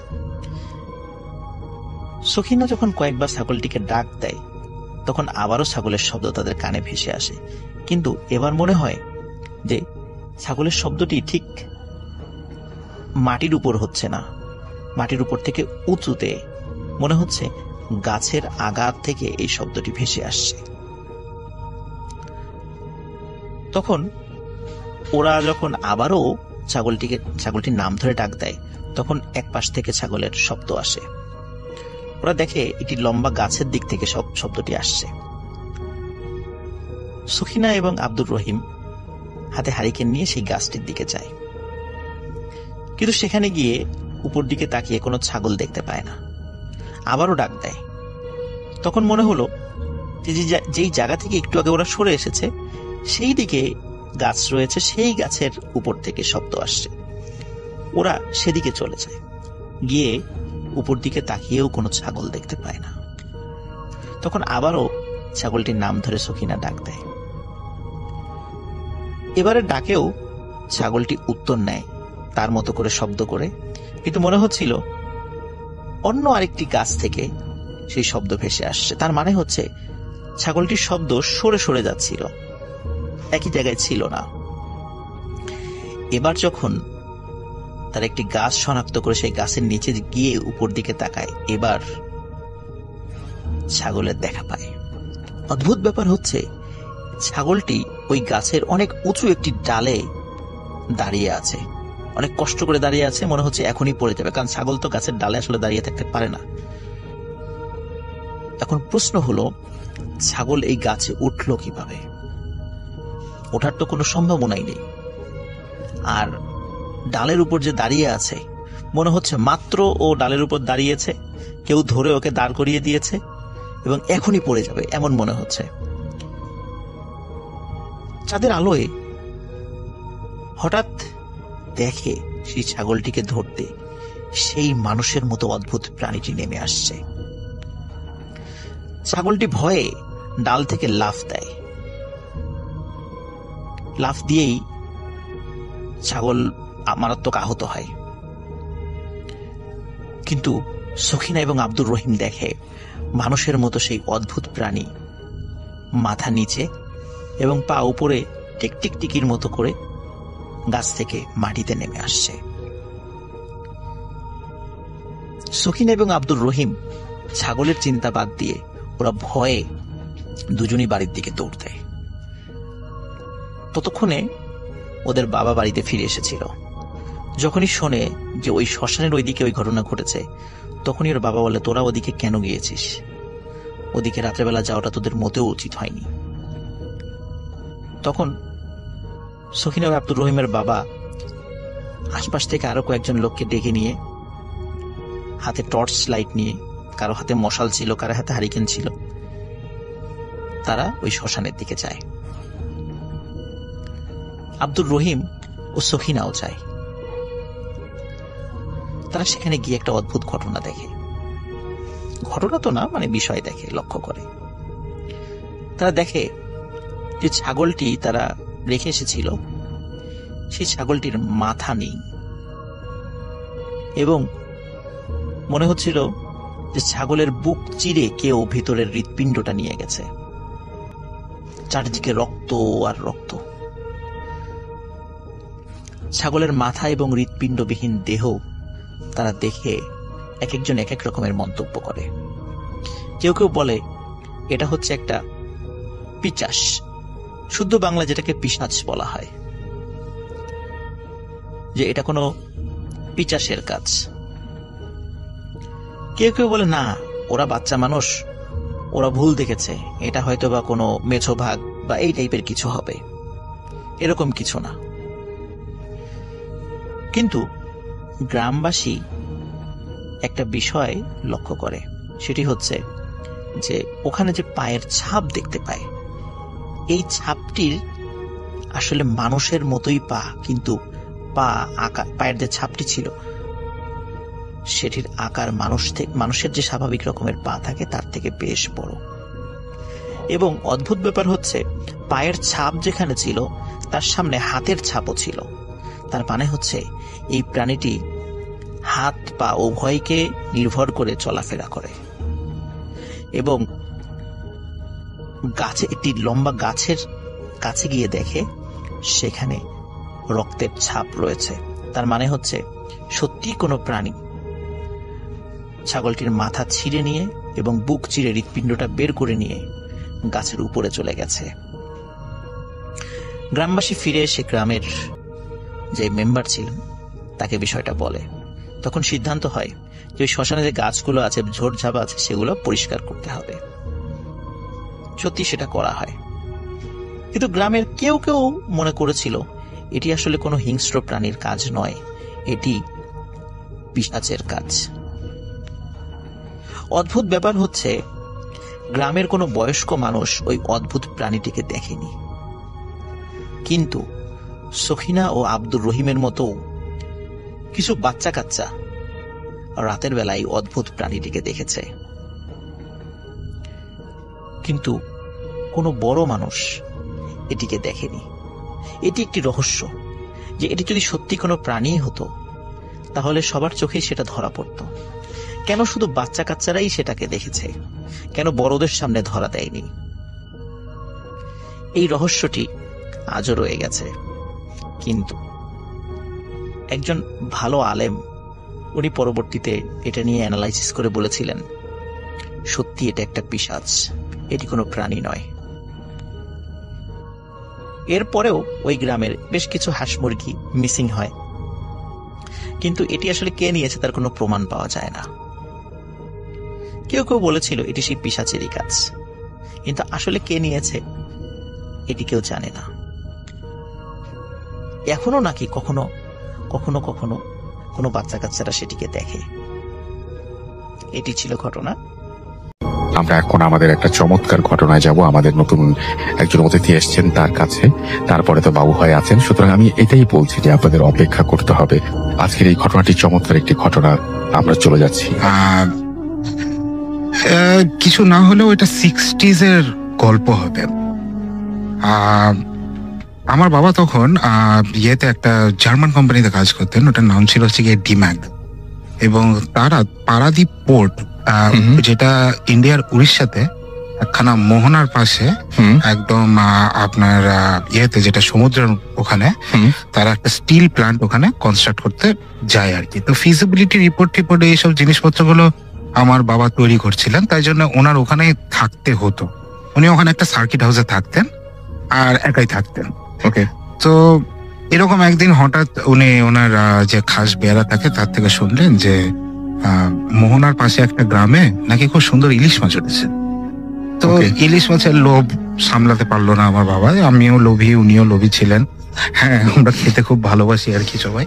তো লোভ না সামলাতে পেরে এবং উড়িষ্যায় অনেকদিন ইলিশ মাছ পায় না বলে উনি চলে গেলেন গ্রামের দিকে। সাথে সবসময় উনি ওনার একখানা .32 একটা রিভলভার রাখতেন। ইট ওয়াজ আপনার একটা কনস্টেবলের edition of Smith and Wesson, I think. So he used to always keep it with him. Torch রাখতেন এবং এইগুলো নিয়ে উনি দিলেন হাঁটা। তো হাঁটতে হাঁটতে সবাই খালি, গ্রামে যদি আপনি কাউকে জিজ্ঞেস করেন যে ভাই এটা কত দূর, এই তো নাক বরাবর চলে যান, সামনে একটু সামনে। হ্যাঁ, এবং অনেক ডিস্টেন্স উনি কভার করে ফেলেন। এবং অনেক ডিস্টেন্স কভার করার পরে ওই যে নুলিয়াতে যে গ্রামটা ছিল সেই গ্রামটাতে উনি চলেও যান, এবং ওইখান থেকে দুটা বিশাল বিশাল সাইজের ফ্রেশ ইলিশ মাছ একদম মোহনাতে ধরা, হ্যাঁ, নিয়ে খুব খুশি মনে উনি চলে আসছেন আর কি। ঠিক এই সময় যেটা হয়, উনি জিজ্ঞেস করেন যে ভাই কোনো শর্টকাট আছে নাকি, মানে যেই ঘুরায় ঘুরায় আসলাম রে ভাই, মানে একটু শর্টকাট যদি আবার পৌঁছে যাওয়া যায় ফেরার সময় তাহলে একটু বেটার হয়। প্রায় তো এখন দুপুর হয়ে গেছে, কিছুক্ষণ পর বিকাল হবে। বলে স্যার আপনি তো শুধু শুধু এত ঘুরে ঘুরে আসছেন, এটা একটা সোজা রাস্তা আছে বিচের ওপর দিক দিয়ে। বলে ওকে ফাইন। তো আমার বাবা বিচের ওপর দিক দিয়ে দুইটা ইলিশ মাছ কাঁধে নিয়ে হাঁটতে শুরু করলেন। তো যাচ্ছেন কিছুটা দূর গিয়ে হঠাৎ দেখে যে এক মহিলা বিচের ওপরে দাঁড়ান। মহিলার পরনে কিছু নেই, লম্বা চুল, ভীষণ সুন্দরী, এবং সেই মহিলা হাতটা বার করে দিলেন সামনে এরকম করে যে আমাকে ইলিশ মাছ দে। ওকে, কিন্তু কিচ্ছু বলছেন। আমার বাবা মনে করে যে এটা নিশ্চয়ই কোনো একটা পাগলি ঠাগলি কিছু একটা হবে। এই সর এখান থেকে সর। সে সরে না, সে সাথে সাথে আসে এবং মাঝে মধ্যেই হাত বাড়ায় দিতেছে যে এই ইলিশ মাছটা তার চাই, এই ইলিশ মাছ তার চাই। এবং আমার বাবা একটু স্পিড বাড়ায় দেয়। পাগলি পেছন পেছন দেখা যাচ্ছে স্পিড শুধু বাড়াচ্ছে না, সে আরো লম্বা লম্বা স্টেপ ফেলে সামনে চলে গিয়ে আবার হাত পাতে। এই সময় আমার বাবা একটুখানি স্লাইটলি ভয় পেয়েছেন। খুব স্বাভাবিক, মানে এবং উনি যেটা করেন সেটা একটা ডাবের খোলা বা কিছু একটা জাতীয় জিনিস, উঠে উনি প্রথমে ভয় দেখান, ভয় পায় না, সিনারি নাই, ছুঁড়ে মারে এবং that goes through and through her, মানে এপার থেকে ওপার এপার থেকে ওপার, মানে একদম যেন ডাবের খোলা ঢুকলো এবং শাট করে ওখান থেকে বেরোলো। জাস্ট মনে হচ্ছে একটা মানে ছায়া, সেই ছায়ার এপাশ থেকে ওপাশে চলে গেল। কিন্তু একদম যেটা মনে হচ্ছে যে ইট ইজ এ প্রপার নাকি মানে একদম প্রপার ফিগার আর কি। এইবার তো বাবা বেশ ভয় পেয়েছে, উনি স্পিড শুধু বাড়াননি, এবার উনি দৌড়াচ্ছেন। এই যে প্রেতনি, সেও দৌড়াতে দৌড়াতে সামনে চলে এসে বারবার হাত পাতে, ইলিশ মাছ তার চাই। আমার বাবা এবার একটুখানি নাচ্ছর বান্ধা হয়েছে, ইলিশ মাছ আমি দিমু না। সে একবার ফায়ারও করেছে, কিচ্ছু হয়নি। সে দৌড়াচ্ছে ইলিশ মাছ নিয়ে, এবং দৌড়াতে দৌড়াতে সার্কিট হাউসের পাশে একটা বন বিবির মন্দির ছিল। বন বিবি হচ্ছে গিয়ে একটা ভিলেজ ডেটি, স্পেশালি এটা সুন্দরবনের দিকে এবং আরো যেখানে বন আছে, ইউজুয়ালি ফরেস্ট আছে, সেখানে সবাই বন বিবিকে প্রে করে আর কি। তো বন বিবির একটা মন্দির ছিল এবং ওখানে যে প্রিস্ট ছিল, সে প্রিস্টের সাথে আমার বাবার একটুখানি চেনা জানা হয়ে গেছিল। তো সে সার্কিট হাউসের দিকে না দৌড়ে সে মন্দিরের দিকে দৌড়ানো শুরু করে, বন বিবির মন্দিরের দিকে, এবং দৌড়াতে দৌড়াতে সে চিৎকার করতে শুরু করে, প্রিস্টকে ডাকে যে আমার পিছনে কিছু একটা পড়েছে, হ্যাঁ আসেন, আমার পিছনে কিছু একটা পড়েছেন, বাঁচান। প্রিস্ট এবার ওখান থেকে ইনস্ট্রাকশন দেয় যে দেখেন সামনে একখানা বড় একটা গাড্ডা আছে, গাড্ডার উপর দিক দিয়ে লাফ দেবেন, আপনার কাছে কিছু কয়েন থাকলে ওটার মধ্যে ফালাই দেবেন, হ্যাঁ দিয়ে আর তাকাবেন না ওইদিকে। প্রিয় লিসেনার, আজকের এই ইমেইল এপিসোডটি অনেক ভয়ঙ্কর হতে যাচ্ছে। লিসেনার, যারা এইরকম ঘটনা প্রতিদিন শুনতে ভালোবাসেন বা ভূত এবং ভালোবাসেন, তারা অবশ্যই এই চ্যানেলটিকে সাবস্ক্রাইব করবেন। লিসেনার, আপনারা জানেন আমরা প্রতিদিন রাত 10টায় এই চ্যানেলের মাধ্যমে ভয়ঙ্কর ইমেইল এপিসোডগুলো তুলে ধরে থাকি। লিসেনার, চলুন আমরা সরাসরি ঘটনায় যাব। আজকের এই ঘটনাটি অত্যন্ত ভয়ঙ্কর হতে যাচ্ছে। ঘটনাতে একটি লাইক দিয়ে সম্পূর্ণ ঘটনা শুরু করা যাক। চলুন চলে যাই ঘটনায়। হ্যাঁ, আপনি হাঁটা দিবেন, আমি আসতেছি। তো আমার বাবা লাভ দেয় গাড্ডার উপরে, কয়েনও ফেলে, ইলিশ মাছ ফেলে না এখনো পর্যন্ত, ইলিশ মাছ ছাড়েনি। হ্যাঁ, একেই বলে হচ্ছে গিয়ে মাছে ভাতে ভাঙালি, আমি ইলিশ মাছ ছাড়বো না আমার। এবং সে লাভ দিয়ে ওখানে ঘুরে যায়। তারপরে সে টার্ন করে দেখে যে প্রিস্টটা খুব উঁচু স্বরে, হ্যাঁ, মহিলাকে বলছে, মানে উড়িয়া ভাষা ইনফ্যাক্ট, যে তুমি যাও এখান থেকে, কেন এখানে পেছনে পড়েছো, যাও, চলে যাও এখান থেকে, দিয়ে দিয়েছে তো যাও। তারপরে দেখা যায় যে মহিলা চলে যায়। আচ্ছা, তারপরে প্রিস্ট বলে যে দেখুন এটা খুব একটা প্যাথেটিক স্টোরি, 100 বছর আগেকার ঘটনা, যখন নীল চাষ হতো এই এলাকাতে, একটা নীল সাহেব বেসিক্যালি এই জমিদারের মেয়ে তাকে উঠিয়ে নিয়ে গেছিল। অবভিয়াসলি সব জিনিসের পরে তাকে ফেলেও দেওয়া হয়, অ্যান্ড মার্ডার। তারপরে থেকে এই মেয়েটির স্পিরিটটা এখানে ঘুরে বেড়ায়, এবং সে আগেও যেটা করেছে is she preys on people, men, এবং তাদের সাথে নাকি সবসময় থাকে, ইনভিজিবল টু এভরিওয়ান, সবার কাছে একদম ইনভিজিবল, খালি যাকে হন্ট করছে তার কাছে ভিজিবল, এবং আস্তে আস্তে করে নাকি তার সব এনার্জি গুলোকে সব সাক আউট করে। আচ্ছা, আস্তে আস্তে করে করে, এবং মানুষ মনে করে যে লোকটার মাথা খারাপ হয়ে গেছে, পাগল, হ্যাঁ, সবাই তাকে পাগল খানার মধ্যে ফেলে দেয়। আলটিমেটলি একদিন এই মানুষটা মারা যায়, and she moves on to another host, একটু প্যারাসাইটিক টাইপ অফ, বুঝতে পারছি, গোস্ট আর কি। এবং সাধারণত হয় তারাই ফিরে আসে বারবার, যারা একটু অতৃপ্ত হয়ে পৃথিবী থেকে যায়, এদেরকে বলে একটা ফেরতনি। আচ্ছা, এবং আরেকটা জিনিস আমি এখানে শুনেছিলাম, একটা নতুন টার্ম, ফেরতনি, এবং আমি যারা ফিরে আসে। আচ্ছা, এদেরকে বলে ফেরতনি। হ্যাঁ, ফেরতনি। আসলে বেসিক্যালি এটা হচ্ছে গিয়ে যে পেতনি বা প্রেতনি, ওইটারই একটুখানি কি বলবো আর কি, আঞ্চলিক করা আর কি, ফেরতনি, যারা ফিরে আসে। এবং আমি শুনেছি যে অবস্থায়, মানে অনেকের আছে এরকম যে অবস্থায় মারা যায় সেই পোশাকে সেইভাবে, হয় দেখা গেল যে কাউকে হত্যা করা হয়েছিল এরকম একটা অবস্থায়, যে জায়গাটায় শরীরে কাটা, সেই অবস্থায় ফিরে আসে। অনেকে আবার নাকি এরকম শুনেছি যে দেখা যায় যে অন্য কোনো ভাবে আসে, বা যার যেটা অভাব ছিল বা অতৃপ্ত ছিল, দেখা গেল যে কেউ ইলিশ মাছ না খেতে পেয়ে মারা গেছে, হাতে একটা ইলিশ নিয়ে ঘুরে বেড়াচ্ছে, এরকম হয় আমি শুনেছি যে এই ব্যাপারগুলো। এবং সুমন ভাই কি বলেন এটার ব্যাপারে? আজকে তো আর বেশি টাইম নাই সুমন ভাই, সেহরির টাইম তো হয়ে যাচ্ছে প্রায়। জাস্ট একটা কথা বলে নিই, তারপরে নেক্সট এপিসোডে তো সুমন ভাই থাকছেন না, সো সুমন ভাই কেন থাকছেন না, এটা একটু যদি সবার সাথে বলে যান যাতে আমরা কোনো বাজে সিচুয়েশন না ফেস করি। যে সুমন ভাই কই, হোয়াট হ্যাপেন টু হিম, হ্যান্ড দেন একটু বলেন। ওকে, হ্যাঁ, নেক্সট এপিসোডে সাকিব যেটা বললো থাকবো না। সো কৌশিকদা আপনি ফ্রি থাকলে ডেফিনেটলি নিশ্চয়ই আছি এখানে। সো আমি অ্যাকচুয়ালি থাকছি না, বিকজ আমার একটু দেশের বাইরে যেতে হচ্ছে। এটার সাথে একটা ভূতের একটা সম্পর্ক আছে। ওয়েল, দ্য থিং ইজ, আমাদের গত এপিসোডে বলেছিলাম যে আমাদের ভৌতিক টিমের সাথে একটা কানেকশন হয়ে গেছে। বাইরের যে ঘোস্ট হান্টার্স যে টিমটা টিভিতে এক্সএনএ দেখায়, ইনফ্যাক্ট ঘোস্ট হান্টার্স, তো ওদের সাথে আমাদের বেশ কয়েকদিন ধরেই যোগাযোগ চলছে অনেক ব্যাপারে। সো ওদের আমরা কিছু কেস ফাইল ওদের সাথে আমরা শেয়ার করেছি। সো ওরা বেশ ইন্টারেস্টেড এগুলো শুনে যে বাংলাদেশ থেকে এরকম আমরা একটা জিনিস করছি। সো যেটা হয়েছে, তারা ওয়েস্ট ভার্জিনিয়াতে একটা এই মাসের 28 তারিখ তারা একটা ইনভেস্টিগেশনে যাচ্ছে। ওখানে একটা প্রায় 150 বছরের পুরনো একটা পাগলা গারদ, একটা মেন্টাল ইনস্টিটিউশন, সাম লুনেটিক অ্যাসাইলাম। ওখানে ইন্টারেস্টিং হবে। হ্যাঁ, এবং ওখানে নাকি মানে শয়ে মানুষ মারা গেছে, মানে যারা পেশেন্ট ছিল 100-র উপরে মানুষ মারা গেছে। এবং তারপরে এত বেশি ডেথ রেট এত হাই হয়ে গেছিল যে ওটা বন্ধ করে দেওয়া হয়। এখন ওখানে অনেকেই যায়, সবাই বলে যে এটা জায়গাটা খুব হন্টেড, অনেকেই এটা দেখতে যায়। সো এইটা ইনভেস্টিগেট করতে ঘোস্ট হান্টার্স নেক্সট 28-তে, এই মাসের 28-তে তারা যাচ্ছে এটা ইনভেস্টিগেট করতে। এবং আমরা ভৌতিক টিম বেশ লাকি যে আমরা একটা ইনভিটেশন পেয়েছি। সো অন বিহাফ অফ ভৌতিক টিম আমি যাচ্ছি এবং ওদের সাথে ইনভেস্টিগেশনে যাব। সো আই হোপ একটা মজার কোন একটা এক্সপিরিয়েন্স হবে। হ্যাঁ, যে এক্সপিরিয়েন্সই হোক, ডেফিনেটলি আমি যখন ওখান থেকে ব্যাক করবো, আমরা সেটা ডেফিনেটলি আমরা ওটা শেয়ার করবো এবং কি হলো না হলো ওটা নিয়ে আমরা আলাপ করবো। সো এই কারণে আমরা নেক্সট 2 এপিসোডে আমি থাকছি না। সাকিব কিছু বলো? হ্যাঁ, লুনেটিক অ্যাসাইলামটা খুব ইন্টারেস্টিং আরেকটা কারণে, যে এখনকার দিনে পাগলা গারদে যারা মেন্টালি আনস্টেবল যে চিকিৎসাটা করা হয়, এটা খুবই নতুন ইন দ্য সেন্স দ্যাট গত 40-50 বছরে এই হিউম্যান ট্রিটমেন্টটা, মানে ট্রিটিং দেম অ্যাজ পিপল, পাগলদেরকে ঠিক মতো ব্যবহার করে ওদের সাথে সুন্দর করে দেখে যতটুকু সম্ভব, এই ইনস্টিটিউশনটা যেটা সুমন ভাই বললো 150 বছর 200 বছর পুরনো।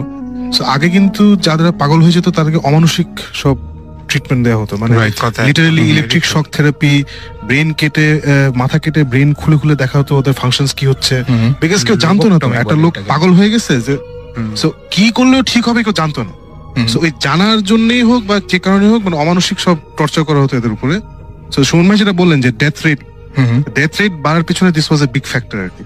ওকে, it's not just natural death. বুঝতে পেরেছি, মানে ওইভাবে যে কষ্ট পেয়েই মারা গেছে। সো এর জন্য এটাই just I just wanted to add. Okay, তো আমার মনে হয় যে আর কোনো গল্প তো আজকে আমরা শুনছি কি না? আজকে আর কোনো গল্প নাই।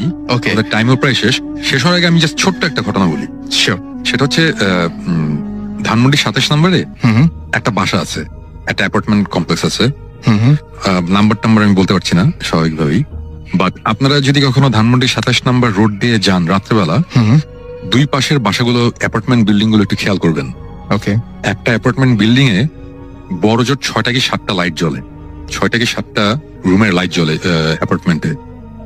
অ্যাপার্টমেন্টটা অনেক বড়। ওইখানে মনে করেন যে অ্যাটলিস্ট 30টার মতন অ্যাপার্টমেন্ট রয়েছে মানে কমপ্লেক্সটার মধ্যে। বাট আপনারা 6টা-7টার বেশি লাইট দেখবেন না সন্ধ্যার পর থেকে। রাইট, দেখবেন না। এর কারণ হচ্ছে ওই 6টা-7টা বা 10-12টা অ্যাপার্টমেন্ট ছাড়া বাকিগুলোতে কেউ থাকতে পারে না। এবং এটা কিন্তু একটা সত্যি ঘটনা, আমি নামটা বলতে পারছি না। আমরা ওখানে যেতে চেয়েছিলাম, ঢুকতে দেওয়া হয়নি সঙ্গত কারণে, সবাই চায় না। বাট আপনারা এটা একটু খেয়াল করবেন, তাহলে আপনারা বুঝতে পারবেন। আপনারা জাস্ট 27 নম্বর রোড দিয়ে রাত্রিবেলা যাওয়ার সময় 2 সাইডে একটু খেয়াল করবেন। কয়েকদিন করলে আপনারা ডিটেক্ট করতে পারবেন এটা কোন অ্যাপার্টমেন্ট এবং এই জিনিসটা ওখানে হয়। এটাই হচ্ছে একটা ছোট্ট গল্প। এনিওয়েজ, সো আমরা এই ছোট্ট গল্পটা দিয়ে ছোট্ট করে আজকে ইতি টানতে হচ্ছে আমাদেরকে। এবং আমার মনে হয় যে আবারও আগামী শুক্রবার আমরা ঠিক একদম মানে কি বলবো যে 11:59 আপনাদের সামনে হাজির হয়ে যাব। থ্যাংক ইউ কৌশিক দা আমাদেরকে চমৎকার কিছু গল্প বলার জন্য, এবং ভৌতিক টিমকে তো থ্যাংক ইউ জানাচ্ছি। আর সেই সাথে শেষ করছি, এবং শেষ করার আগে আমরা যে গানটা শুনতে চাই সেটি হচ্ছে rainbow in the dark by Dio. And আমার মনে হয় যে আজকে রাত্রেবেলা কেউ প্লিজ ভয় পেন না, আমাদের যা শুনলেন এখন একটু চেষ্টা করুন ঘুমাতে যাবার, এবং যে কোনো ধরনের যদি ঘুমাতে গিয়েও কোনো চলে যাচ্ছি আমাদের প্রথম অতিথির কাছে। ডক্টর আলিফের একটা ঘটনা শুনে আসবো আমরা, এবং শুরুই করতে চাই ডক্টর আলিফকে দিয়ে। চলুন ডক্টর আলিফের প্রথম ঘটনায় যাই। আসসালামু আলাইকুম লিসনার। আসসালামু আলাইকুম রাসেল ভাই। ওয়ালাইকুম আসসালাম। ভাইয়া, যে ঘটনাটি অনেকদিন পরে আসলাম, যে ঘটনাটা আজকে শেয়ার করব, তিনি আমার খুব ক্লোজ ছোট ভাইয়ের একটি বড় ভাই আর কি। জি। তো ঘটনাটা 81-82 দিকে, ঘটনাটা প্রায় অনেকদিন আগের কথা। অনেকদিন আগের। তো মফস্বলে থাকতেন তিনি তখন, এখন ঢাকায় থাকেন কিন্তু তখন তিনি মফস্বলে থাকতেন। মানে আমি একদম তার সামনে বসে ঘটনাটা নেই, সে একটু গ্রামের ভাষায় কথা বলে, যেহেতু সে এখানে ডেলিভার দিতে পারবে না। আপনি বলছিলেন যে উনি খুব চমৎকার করে গুছিয়ে খুব সুন্দর করে গুছিয়ে বলে আর কি, খুব সুন্দর করে মানে বলার ডিজাইন, ঘড়ির থেকে শুরু করে পায়ের নখ পর্যন্ত খুব সুন্দর করে সে খুব সুন্দর করে বলে। তো যেটা হচ্ছিল যে উনি যখন এরকম 81-82 দিকে গ্রাম মানে মফস্বলে ছিলেন আর কি, স্কুলে পড়তেন। তো যে আমি রাসেল ভাই শুরুর দিকে আপনাকে বলেছিলাম যে যারা একটু আল্লাহর পথে মেহনত করেছেন আর কি, তিনি সেই দলের মানুষ আর কি, যে দাড়ি ওঠার পর থেকে সে কখনো শেভ করেন না আর কি, এখনো পর্যন্ত সে অবস্থা। মানে সে খুব মানে নামাজি একজন মানুষ আর কি, খুবই পায়াস একজন লোক। তো গ্রামে তখন রাসেল ভাই, এখন তো অনেক মানে ইসলামিক জিনিসপত্র, অনেক ম্যাটেরিয়ালস চলে এসছে সবার হাতে হাতে, মোবাইল ফোন, ইউটিউব। তখন রাসেল ভাই ওই মফস্বল গুলাতে মাহফিল হতো, মাহফিল গুলাই ছিল ভরসা। তো মাহফিলে দাওয়াত পেত, যখন লোকজন পোস্টার পেত তখন তারা এরকম মাহফিলে মুভ করতো আর কি। তো একটা মাহফিলে একজন পীর আসবেন এরকম কিছু একটা, তো তিনি দাওয়াত পান, পোস্টারে দেখেন, তো তিনি দেখেন যে তার বাড়ি থেকে এটি প্রায় 10 মাইল দূরে মানে যে মাহফিলটা হবে। তো তিনি বিকাল বেলায় রওনা দিয়ে চলে, কারণ তখন পায়ে হেঁটেই মোটামুটি যাত্রা করতে হতো আর কি, এত রিক্সাও ওই জায়গায় ছিল না। ঢাকাতেই 82 সালে রিক্সা কয়টা ছিল কে জানে, আমি তো তখন জন্ম হই নাই আসলে, যদিও বলতে পারবো না। তো তখন মফস্বলে রিক্সা তো প্রশ্নই ওঠে না। তো তার বাড়ি থেকে প্রায় 10 মাইল দূরে দুটা বাড়ি ক্রস করে যেতে হইতো। এক একটা বাড়ির থেকে ডিস্টেন্স ছিল প্রায় 3.5 মাইল। তার মোটামুটি ওই বাড়িগুলোতে একটা বাড়িতে তার যাওয়া আসা প্রায় ছিল রেগুলার তার বাড়ি থেকে। তো যাই হোক, সেদিন মানে আপনার মাহফিলে চলে যায়। তো মাহফিল শুরু হয় সন্ধ্যার দিকে। আচ্ছা। তো সেটা এক্সটেন্ড করতে করতে রাত প্রায় 3টা বেজে যায়। আচ্ছা। তিনি বললেন যে আমি মাহফিলে প্যান্ডেলের নিচে বসে আছি, এমন সময় খুব ঝড়ো বাতাস, মানে বাতাসটাতে ঠান্ডা, মানে বাতাসের ঠান্ডাতেই বুঝে যাচ্ছিল যে খুব বড় একটা ঝড় আসবে এখন, যে ঝড়টা খুব ভয়ঙ্কর ঝড় হবে, এরকম তার মনে হচ্ছিল যে এখনই সেফ সাইডে চলে যাওয়া দরকার। তো চিন্তা করতে করতে ঝড় চলে এসে পুরা প্যান্ডেল সব উড়িয়ে দিল।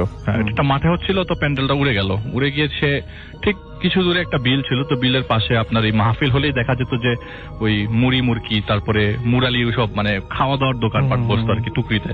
তো সে কি করলো, ওই দোকান থেকে কিছু নিয়ে খেলো, কারণ ওই মাহফিলের যে সিন্নি সেটা দিতে নাকি আপনার ফজরের নামাজের আগে দিবে আর কি, এরকম কিছু একটা শোনা যায়। তো বলে যে এতক্ষণ তো ওয়েট করা যাবে না, প্লাস প্যান্ডেল উঠে গেছে, আমাকে এখন বাড়ির দিকে যেতে হবে। তো সে ডিসিশন নিয়ে ফেলায় তখন যে না, আমি হালকা কিছু খেয়ে রওনা দিয়ে দিব বাড়িতে। 10 মাইল রাস্তা রাসেল ভাই, হেঁটে যাওয়া তো মুখের কথা না, অনেকক্ষণ হেঁটে যেতে হবে। তো সে কিছু জিনিস খেয়ে দিয়ে ওই জায়গা থেকে রওনা দিয়ে দেয়, কারণ ওইখানে তার পরিচিত কেউ ছিল না। যতটুকু বয়ান সে শোনার কথা সে শুনেছে, ওখান থেকে শোনার পরে সে ঘড়িতে দেখলো 3:01 বাজে। তখন সিকো ঘড়ি আসছে বাংলাদেশে, মানে বাংলাদেশে না, আমি কখন আসে যাই না, তিনি বলছে নতুন নতুন সিকো ঘড়ি তার হাতে এসছে আর কি। তো দেখে সে চাপ দিয়ে লাইট জ্বলে এরকম আর কি। তো দেখে সে বললো যে না, 3:01 বাজে, আমি এখন রওনা দিব। তো বাড়ির দিকে রওনা দিচ্ছে সে। তো বাড়িটা যেতে গেলে তার ক্ষেতের মাঝখান দিয়ে যে আলগুলো আছে দিক দিয়ে হেঁটে যেতে হবে, কারণ যে রাস্তাটা আছে একটাই রাস্তা, মানে এছাড়া অন্য কোনো রাস্তা নাই। আচ্ছা। মাহফিলটা যে জায়গায় হচ্ছে, তো ক্ষেতের মাঝখান দিয়ে প্রায় আধা ঘন্টার বেশি সময় হাঁটার পরে তিনি একটা বাড়ি দেখতে পেলেন। তো বাতাসের তীব্রতা রাসেল ভাই খুব বেশি বেড়ে যায় ওই মুহূর্তে, প্রচন্ড বাতাস বইতে থাকে। তিনি কি করলেন, একটা বাড়ি দেখতে পেলেন। ওই বাড়িটার কাছে যাওয়ার পরে একটা ঢিবির মতো জায়গা পেলেন, এবং পাশে খড়ের যে স্তূপ, সুন্দর স্তূপ গুলা গ্রামের বাড়িতে দেখা যায়, সেই খড়ের স্তূপ পাশে দেখতে পেলেন। এমন সময় বৃষ্টি নামা শুরু হলো, গুড়ি গুড়ি থেকে প্রচন্ড জোরে বৃষ্টি, মানে মিডিয়াম, এত প্রচন্ড জোরে মানে কি, মানে এক দাঁড়াতেই সে মিনিটের মধ্যে ভিজে যেছে এরকম অবস্থা আর কি। তো সে একটা গাছের নিচে দাঁড়ালো। গাছের নিচে কিছুক্ষণ দাঁড়াতেই রাসেল ভাই বিদ্যুৎ চমকাচ্ছে। এমন সময় তার চোখটা পেছনের দিকে, মানে সে পেছনে ফেরার পরপরই দেখলো যে বিদ্যুৎ চমকাচ্ছে, আর তিনি একটা লোককে খুব পরিষ্কার ভাবে দেখতে পাচ্ছে ঠিক পেছনে, তার থেকে 20 ফিট দূরে হবে, হাইয়েস্ট 20 ফিট দূরে হবে। তো তিনি জিজ্ঞেস করলো যে এই বাড়িটা কোনটা, মানে এর আগেও তো তিনি এই জায়গা দিয়ে পাস করেছে, যে এই বাড়িটা তিনি আগে দেখেন নাই। তো জিজ্ঞেস করলেন যে এই বাড়িটা আসলে কোন বাড়ি। একবার দুইবার জিজ্ঞেস করলো, কিন্তু ওই লোকটা কোনো অ্যান্সারও নাই, ওই জায়গা থেকে সে নড়ছেও না। এমন ভাবে দাঁড়িয়ে আছে মনে হচ্ছে যে ওখানে যদি কেউ ধাক্কা দিয়েও ফেলে দেয় উনি ওই জায়গায় পড়ে থাকবে, মানে কোনো কথা বলবে এরকম। কিছুক্ষণ জিজ্ঞেস করলো, প্রায় 4-5 বার জিজ্ঞেস করার পরও কোনো অ্যান্সার না পাওয়ার পরে উনি ঢিবিতে দেখলেন যে মেঘ মানে বিদ্যুৎ চমকাচ্ছে, খুব খুব বিদ্যুৎ চমকাচ্ছে। ওই জায়গাটা তার কাছে মনে হয় যে না, এই জায়গায় থাকলেও রিস্কি, কারণ ক্ষেতের মাঝখানে প্রচুর মানুষের বিদ্যুৎ চমকে মরে যাওয়ার ঘটনা তিনি শুনেছেন। তো বললেন যে না, আমি এখন এই জায়গাতে নিজে নিজে চিন্তা করলেন এই জায়গায় না বাড়ির ভিতরে ঢুকে একটা আশ্রয় তো পাবো, কারণ এখন রাত্রে 3:35 উপরে বাজে, 3:30 উপরে বাজে, এত রাতে আমি কি করব। উনি চিন্তা করলেন যে ঘরের ভিতরে ওই বাড়ির ভিতরে ঢুকে যাবে। তো গাছপালা ক্রস করে, একটা আমড়া গাছ ছিল নাকি, একটা আম গাছ ক্রস করে বাড়ির ভিতরে ঢুকে যায়। একটু উঁচু, বাড়িটা একটু উঁচু আর কি। উপরে ওঠার পরে ওই বাড়ির দিকে ঢুকতে হাতের বাম পাশে, ঘরটা পশ্চিম দিকে ছিল, তো ঢুকতেই সেই বাড়ির নিচে আপনার ঘরের বাইরে যে বারান্দার মতো থাকে না, টিনের চালা দিয়ে বারান্দার মতো বসার লোক বসার জায়গাটা আর কি, সেই জায়গায় সে একটু আশ্রয় দেয়, গুটিসুটি হয়ে বসে, কারণ সে ভিজে একদম ভিজে শেষ হয়ে গেছিল আর কি, পায়ে কাদা টাদা লেগে আছে। তো কিছুক্ষণ থাকার পর তিনি খুব ভয়ে ছিল। রাসেল ভাই আপনাকে বলি, আসলে এই লোকটা খুব সাহসী ছিল, মানে ওই এলাকার মধ্যে তিনি অনেক সাহসী ছিল। যে কোনো কাজ, যে কোনো কিছু কেউ জিজ্ঞেস করার আগে বা কেউ হুকুম দেওয়ার সাথে সাথে সে করে দিত কাজটা। তো সেই মানুষ এখানে যে ভয় পাচ্ছে যে আসলে কি না কি জিজ্ঞেস করবে, কি না কি মানুষ মনে করে, এই জায়গায় চুপচাপ বসে থাকি, যদি জিজ্ঞেস করে তাহলে বলবো যে আমি অমুক বাড়ির লোক, মাহফিলে আসছিলাম, বৃষ্টির কারণে এখানে আশ্রয় নিয়েছি। কেমন চোরের মতো লাগছে তার নিজেকে। এমন সময় তিনি দেখলেন যে দরজাটা বাতাসে বাড়ি খাচ্ছে। যে ঘরের মধ্যে সে বসে আশ্রয় নিলেন সেই জায়গায় ঘরের দরজাটা বাতাসে বাড়ি খাচ্ছে। একটা ফাঁকে ওই বাতাসে বাড়ি খাওয়ার পর বাড়ি খাওয়ার সাথে সাথে যে হালকা ফাঁকা দেখা যাচ্ছিল, তাতে দেখা যাচ্ছে একটা কপি ভেতরে জ্বলছে। কি জানি মনে করে তিনি ঘরের ভেতরে ঢুকলেন। ঘরের দরজাটা মানে আস্তে করে খুললেন। চাচ্ছিলেন যে যেহেতু ঘরের দরজা বাড়ি খাচ্ছে, হয়তোবা ঘরের কেউ নাই অথবা কেউ আছে জানেন না, তাকে জানানো দরকার বা জাগানো দরকার বা কিছু একটা বলা দরকার। তিনি দরজা খুলতেই দেখলেন একটা বডি বেডের উপরে পড়া, একটা চোখের উপরে একটা বডি পড়া, পটকা গন্ধ, এবং বডিটার অর্ধেক আপনার পচে গেছে আর অর্ধেকটা পচে নাই, এরকম একটা বডি দেখা যাচ্ছে এবং হা করে আছে। মনে হচ্ছে যে এটা মানে এটা মৃত বডিটা তো বুঝাই যাচ্ছে। এইটা দেখার পর রাসেল ভাই উনি ওই জায়গায় আর 1 মিনিটও দাঁড়া থাকতে পারে নাই। এত বাতাসের মধ্যে কপিটা নিভে নেয় আর এই ডেড বডিটা পড়ে আছে। সে এক দৌড়ে বাড়ির যায়। বাড়ির আশেপাশে যে ঘরগুলা ছিল সবগুলাতে ঘরে নক করে। একটা ঘরে তালা পায়, বাকি সবগুলা ঘরের দরজা খোলা থাকে, কিন্তু একটা বান্দাও ঘরের ভেতরে পায় না। যে তাহলে পুরা বাড়িটা খালি আর এখানে একটা ডেড বডি পড়ে আছে। তিনি ঘর থেকে ওই বাড়ির থেকেই বেরিয়ে আসেন, যে ঢিবিতে আশ্রয় নিয়েছিল সেই ঢিবির দিকে আবার ব্যাক করেন। আচ্ছা, ব্যাক করার পরে তিনি দেখলেন দূরে যে মানুষটা একটু আগে বিদ্যুৎ চমকা ছিল দেখতে পাচ্ছিলেন, সেই মানুষটা ওখানে দাঁড়িয়ে আছে। ওনাকে আবার জিজ্ঞেস করলো যে কি ভাই, এটা কোন বাড়ি? ভেতরে একটা মানুষ পড়ে আছে, ভেতরে একটা ডেড বডি পড়ে আছে, কিন্তু ওই লোকটা থেকে কোনো ধরনের সাউন্ড পেলেন না আর কি। তো হাতের ডান দিকে হঠাৎ করে বাচ্চা খেলছে, এরকম একটা শব্দ আসতে থাকলো। বাচ্চারা খেলছে, বাচ্চাদের সাউন্ড কোথা থেকে আসলো? অবাক দৃষ্টি। তখন সে খুব মানে কান্নারত অবস্থা জিজ্ঞেস করতে, এটা কোন বাড়ি, এটা কার বাড়ি, এটা কোন জায়গা? এটা জিজ্ঞেস করতে ওইখান থেকে একটা বাচ্চাদের ভয়েস আসে তার দিকে যে জানি না। এইটা শোনার পর উনি কি করে যে আর যাই হোক, বৃষ্টিতে ভিজি আর যাই হোক, আমি একটা দৌড় দিব। ক্ষেতের আইল দিয়ে রাসেল ভাই খুব দৌড়ানো খুব কষ্ট হচ্ছে। কোন আইলের দিয়ে কতটুকু দৌড়ানো যায়, কষ্ট করে দৌড়াইতে হবে। তারপর বৃষ্টি পড়ছে, আইলগুলো তো আপনার পুরো কাদায় হয়ে আছে, মানে পিছলা। তারপরে তিনি যতটুকু পারলেন দৌড়ে গেলেন। বলে যে এই বাড়ির থেকে আরো 3 মাইল পর আরেকটা বাড়ি আছে, ওই বাড়িতে আবার তার যাওয়া আসা ছিল রেগুলার। ওই বাড়িটার নাম হচ্ছে পাটোয়ারি বাড়ি। তো সে ওই দিকেই মুখ করে, ওই পাটোয়ারি বাড়ির দিকেই মুখ করে সে দৌড় দিল আর কি। প্রায় মনে হচ্ছিল যে 1 মাইল দূর আমি হেঁটে ফেলেছি, মানে দৌড়ালাম। এখন হাঁটা শুরু করলাম, পিছনে বাড়িটা রেখে আসছি। আমি দেখলাম সামনে এই বাড়িটা পাটোয়ারি বাড়ি, আমি চিনে গেছি। মানে সে বলছে যে আমি অনেক দূর সামনে চলে আসছি, এখন আর আমার কোনো রিস্ক নাই। আমি দৌড়াই গিয়া ওই পাটোয়ারি বাড়িতে এক পরিচিত লোক ছিল আর কি, সেই পরিচিত লোকের সাথে দেখা করবে, ঘরে ঢুকবে। তো সে বাড়ির ভিতরে ঢোকার পরে সেই স্ট্রাকচার রাসেল ভাই, একটু আগে যে বাড়িতে সে ঢুকেছিল একই স্ট্রাকচার, সেম স্ট্রাকচার। সে ঘুরে ওই জায়গায় আবার আসছে। আসার পরে সে সেই ঘরটাতেই ঢুকলো, মানে সেই ঘরের সামনেই আসলো যে ঘরের সামনে একটু আগে সে আশ্রয় নিয়েছিল। চলে আরে হায় হায়, আমি তো এত দূর দৌড়ে আসলাম, আমি কি আবারও একই জায়গায় আসলাম? এটা কিভাবে সম্ভব? আমি তো ওই বাড়ি রেখে সামনের দিকে দৌড় দিয়েছি, আমি আবার এখানে কিভাবে আসলাম? তার কাছে খুব অবাক লাগতে থাকলো। এবং সবচেয়ে বেশি অবাক লাগার সাথে সাথে সে এত দোয়া পড়ছে, এত সূরা পড়ছে, কিন্তু কোনো কিছুতেই তার এই ভয়টা যাচ্ছে না, কোনো কিছুতেই কোনো কিছু চেঞ্জ হচ্ছে না। এমন হতে পারতো দোয়া পড়ছে সে অজ্ঞান হয়ে গেল, এমন হতে পারতো কোনো বিপদ আসছিল সরে যাচ্ছে বা কিছু, তার কাছে কোনো বিপদও আসছে না, কিন্তু এমন অবস্থা যে তিনি এটা থেকে মানে মুভও করতে পারছে না, সরতেও পারছে না।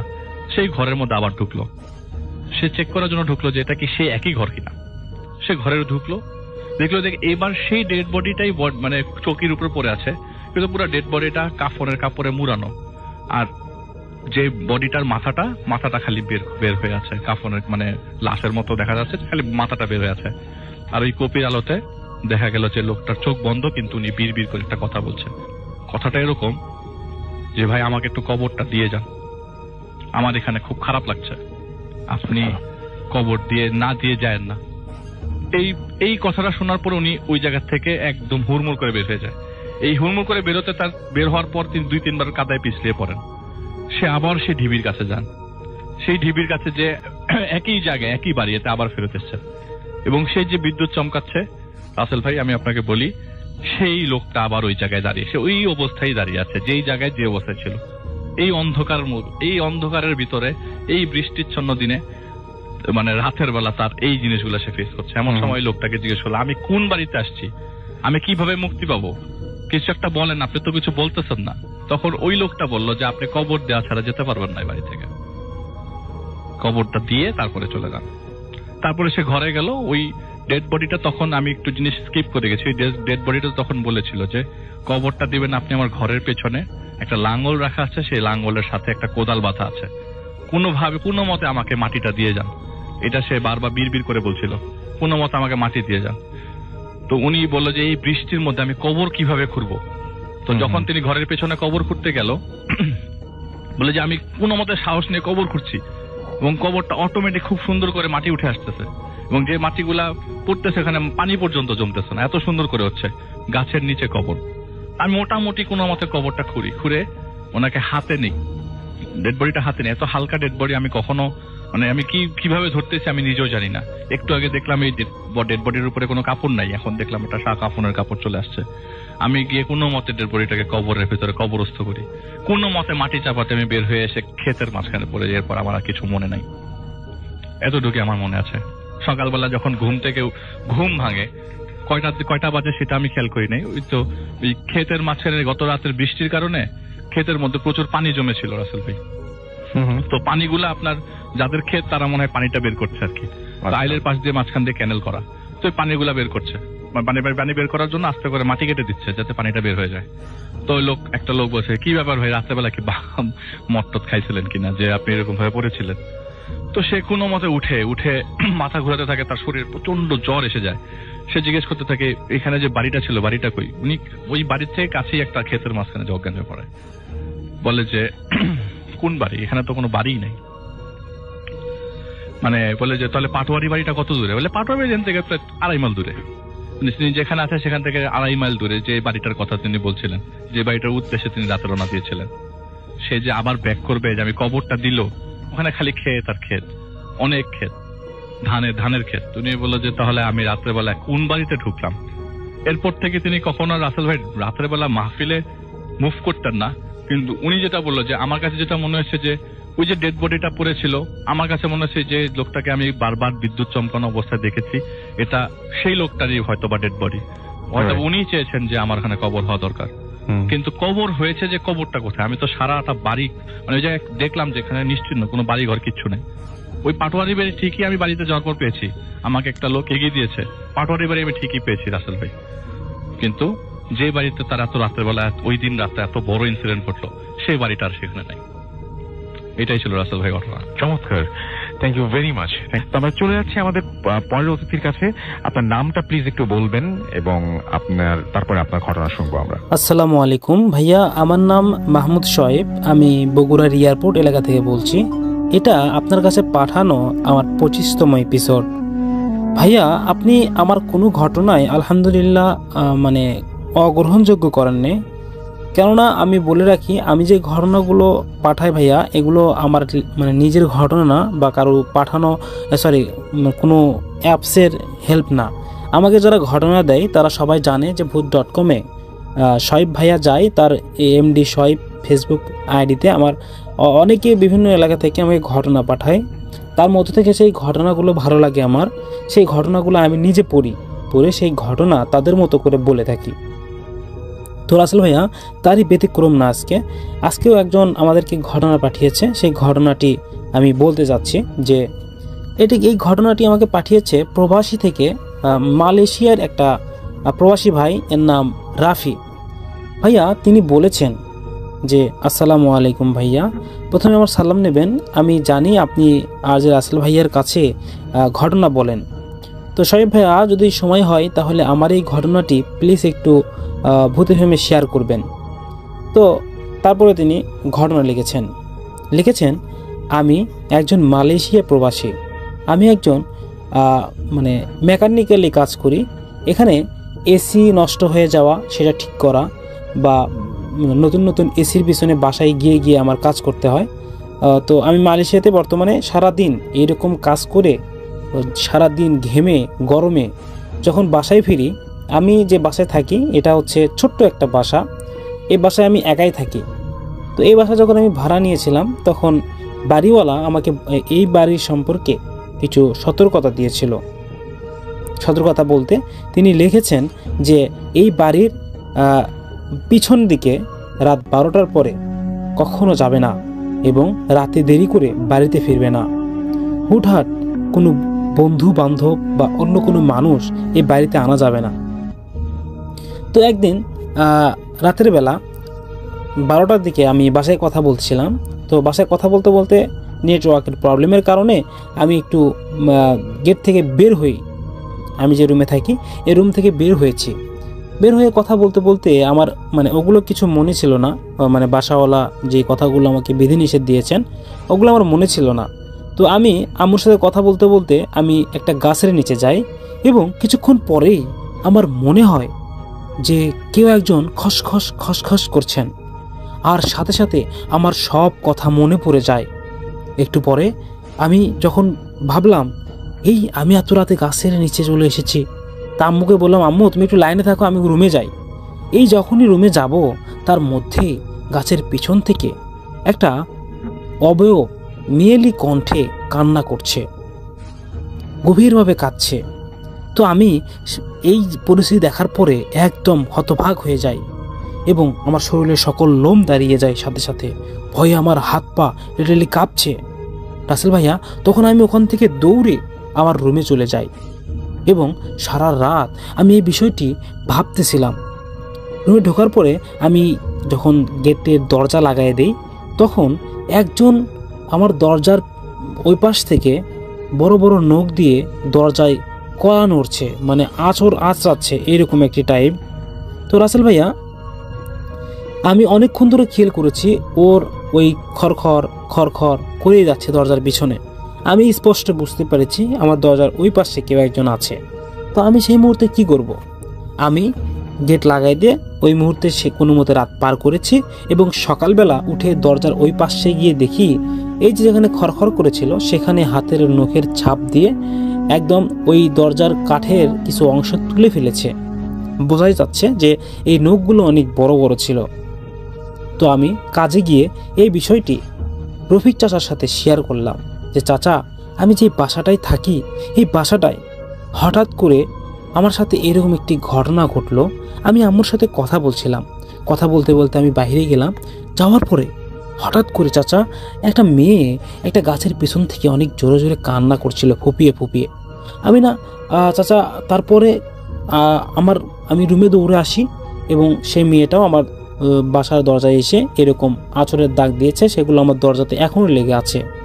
তখন রফিক চাচা বলল জি হ্যাঁ আমিও গত 3 বছর আগে ওই বাসায় থেকেছি, একই প্রবলেমের কারণে আমি সেই বাসাটি ছেড়ে দিয়েছি।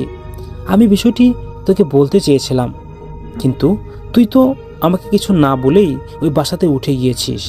আমি তোকে মানা করিনি বা নিষেধ করিনি, যদি আমার কোনো ক্ষতি হয় তোকে নিষেধ করার কারণে, এই জন্য আমি তোকে এই ঘরটার বিষয়ে কিছুই বলিনি। যাই হোক বিষয়টি তোদের বাসায় গিয়ে দেখব। তখন এই বিষয়টি আমি বাড়িওয়ালার সাথে শেয়ার করি। তো বাড়িওয়ালা বলছে তোমাকে আমি নিষেধ করেছিলাম তুমি রাত 12টার পরে এই বাড়ির পিছনে যাবে না, তুমি নিষেধ করা সত্ত্বেও কেন গিয়েছো? এতদিন যে ছিলে কোনো সমস্যা হয়েছিল কি?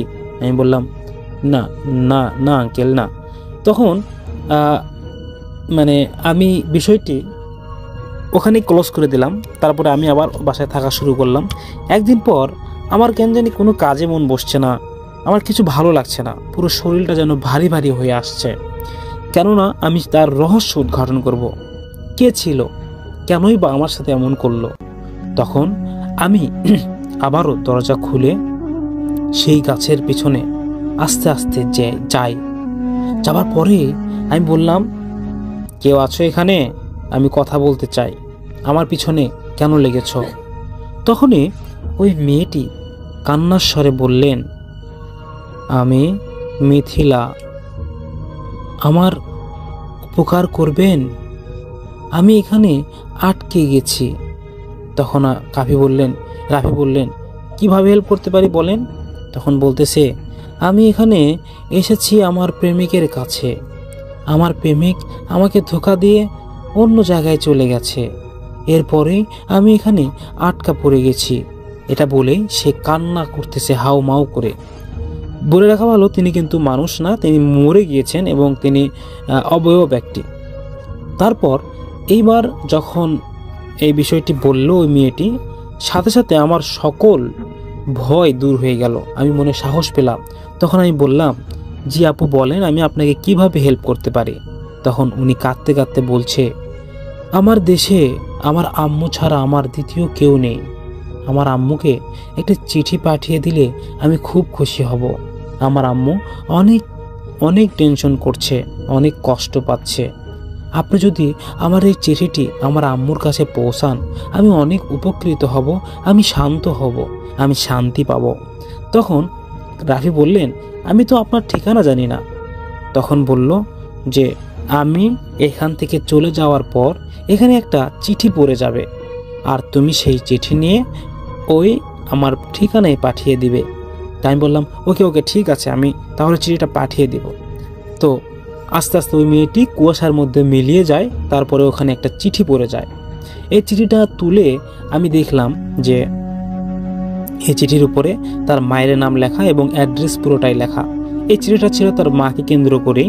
তো চিঠিটা আমি পড়িনি, তারপরে আমি চিঠিটা সরাসরি তার ঠিকানায় পাঠিয়ে দিয়েছি। এরপর থেকে আজ পর্যন্ত আমার কোনো প্রবলেম হয়নি, আমি আলহামদুলিল্লাহ ভালো আছি এবং ওই আত্মা বা অবয়বটা আমাকে আর কোনোদিন ডিস্টার্বও করেনি। তো সাহেব ভাইয়া, এই ছিল আমার ঘটনা। যদি ভালো হয় তাহলে অবশ্যই ভূতিফিল্মে প্রচার করবেন। আমার খুব ইচ্ছা আমার ঘটনাটি কেউ প্রচার করুক। আমি অনেক দিন ajraselbhoot.com ঘটনা পাঠিয়েছি, কিন্তু ঘটনাটি অ্যাকসেপ্ট করা হয়নি, কিন্তু আপনি পড়ে শোনালে আমি অনেক অনেক উপকৃত হব। তো এই ছিল ঘটনা। আমরা চলে যাব এখন নতুন একটি ঘটনায়। চলুন এবার আমরা আপনাদের পছন্দের একটি মানুষের ঘটনা শুনবো। আসসালামু আলাইকুম লিসেনার্স, আমি সাদ্দাম খন্দকার, আমি এসেছি উত্তরা থেকে। জি, আমি লিসেনারদের কাছে একটু সরি বলে নিচ্ছি, বিকজ আমি খুবই সিক, হয়তোবা অনেক কাশি হয়েছে, হয়তোবা অনেক। ঠিক আছে, আমরা ঘটনায় চলে যাই। ওকে, তো এটা হচ্ছে আমার গ্রামের বাড়িতে, সেটা হচ্ছে রাজবাড়ি বালিয়াকান্দিতে। এটা আমার টিচারের একটা স্টোরি। এটা আমাকে বলেছেন আমার এক ফ্রেন্ড, যার নাম হচ্ছে। তো আমি স্টোরিতে চলে যাচ্ছি। আমার টিচারটা ছিলেন হচ্ছে মানে প্রায় এটা 22 কিংবা 23 বছর আগের স্টোরিটা। তো আমার ওই টিচারটা, উনি তখন মানে খুব বাহিরে চলাফেরার অভ্যাসটা ওনার ছিল। তো উনি রাতে চলাফেরাটা একটু বেশি করতেন। তো প্রতিদিনের মতো উনি সেদিনও যান বালিয়াকান্দি নামক ওই আমাদের ওই বাজারটাতে। তো ওখানে যাবার পর উনি হচ্ছে প্রায় রাত তখন 2টো হবে এরকম একটা টাইমে উনি ব্যাক করেন ওনার ফ্রেন্ডদের সঙ্গে আড্ডা দিয়ে। উনি যখন ব্যাক করেন ওই টাইমটাতে আসলে ওনার গ্রামের ওনার যখন বাড়িতে ফিরতে ঠিক আসতে রাস্তায় একটা শ্মশান পড়ে। ওই শ্মশানে এখনো ওখানে মানুষ পোড়ানো হয়। তো এবং ওখানে প্রতি বছর মেলা হয়। উনি যখন ওই রাস্তা দিয়ে আসছিলেন, হঠাৎ করে শ্মশানের পাশে উনি দেখতে পান যে মেলা হচ্ছে, মানে মেলা আকৃত অনেক লোকজন ওখানে আনন্দ ফুর্তি করছে। তো উনি আসলে নিজের কিউরিসিটা করতে না পেরে উনি ওখানে ঢুকে যান যে দেখি ওখানে কি হয়। তো উনি ভিতরে যান এবং ভিতরে গিয়ে উনি দেখতে পান যে অনেক মানুষ আনন্দ ফুর্তি করছে, অনেক দোকান বসছে। তো উনি আসলে এর মধ্যে ভিতরে গিয়ে ওনার 2-3 জন পরিচিত লোকের সঙ্গে ওনার দেখা হয়ে যায়। তো উনি ওখানে অনেকক্ষণ আড্ডা টাড্ডা দেবার পর হঠাৎ করে উনি দেখে যে চারিপাশের যত লাইটগুলো ছিল সব বন্ধ হয়ে যায় অটোমেটিক। তো এর মাঝে 2 জন লোক ওনাকে এসে বলে যে তুমি কি এখন যেতে পারবা? তা উনি আসলে ওই টাইমটাতে একটু নার্ভাস হয়ে যায় যে কি ব্যাপার, আমি এতক্ষণ কি মানে কিসের মধ্যে ছিলাম আমি বুঝতে পারলাম না যে এরকম একটা অবস্থা। হঠাৎ করে আমি দেখলাম চারিপাশে কত মানুষজন, আলো জ্বলছে, হঠাৎ করে এরকমটা হয়ে গেল। আসলে একটু ভয় পেয়ে যান। তো উনি ওই লোককে বলে যে হ্যাঁ আমাকে একটু এগিয়ে দিয়ে আসুন। তো ওই লোকটা ওনাকে নিয়ে এগিয়ে দিয়ে আসতে চায়। তো কিছু দূর যাবার পর ওই লোকটা ওনাকে বলে যে আচ্ছা এখন কি তুমি যেতে পারবা? তো তখন উনি বলে যে না আমাকে আর একটু এগিয়ে দিয়ে আসুন। দেন আবার উনি কিছু দূর এগিয়ে দেন এবং এরপর আবার বলে যে তুমি কি এখন যেতে পারবা? তো উনি বলে যে না। এভাবে যেতে যেতে ওনার যে বাড়িটা, ওনার বাড়ির সামনে কবরস্থান আছে, ওখানে এলাকার যে মানুষগুলা মারা যান তাদের দাফন করা হয় ওখানে। তো উনি ওখানে যেই ওই পর্যন্ত এসছে তখন হচ্ছে ওই লোকটা আবার আমার ওই টিচারটাকে জিজ্ঞাসা করছে যে তুমি কি এখন যেতে পারবা? তখন আমার টিচার বলছে যে না প্লিজ এত দূর যেহেতু এসছেন আর একটু আসেন। তখন ওই লোকটা বলছে যে না আমি তো আর যেতে পারবো না। তখন ওই টিচার উনি অ্যাকচুয়ালি দৌড়ে গিয়ে ওনাকে চাপটে ধরে যে না প্লিজ আমাকে আরেকটু দিয়ে আসুন। তো তখন উনি যেটা দেখতে পান আলোতে, হালকা ঝাপসা জ্যোৎস্নার আলোতে যেটা দেখতে পান সেটা হচ্ছে যে ওনার মুখে কোনো মাংস নেই, মানে কঙ্কালের আকৃতি পুরোটা। তো উনি ওই টাইমটাতে ভয় পেয়ে যান, বাট ওনাকে বুঝতে দেন না। আমি আগেই বলেছি উনি খুবই সাহসী ছিলেন। তো উনি ওনাকে বুঝতে না দিয়ে উনি বলে যে প্লিজ আমাকে দিয়ে আসুন আর একটু, আমি তো চলে এসেছি প্রায়। এভাবে যেতে যেতে ওনার যখন বারান্দা পর্যন্ত, মানে ওনার বাড়ির ভেতরে বারান্দা পর্যন্ত এসছে, তখন ওই লোকটা বলছে যে আচ্ছা এখন কি তুমি যেতে পারবা? তখন বলছে একটু দাঁড়ান আর একটু আসুন। তখন উনি ওনার রুমে ঢুকে যায়। ওনার রুমে ঢুকে দরজাটা লক করে বলতেছে যে হ্যাঁ আপনি এখন চলে যান, আমি এখন যেতে পারবো, আমার এখন আর কোনো প্রবলেম হবে না, আপনি এখন চলে যান। তো এটা শুনবার পর ওই লোকটা বাহিরে থেকে বলছে যে তুই খুব বুদ্ধিমান, যার কারণে তুই বেঁচে গেলি আজকে। তা না হলে তুই যদি এই বারান্দা থেকেও বলতি যে না আমি যেতে পারবো, আপনি চলে যান, আমি এখানেই তোকে পৌঁছে দিতাম। তো এই ছিল আমার story, first story.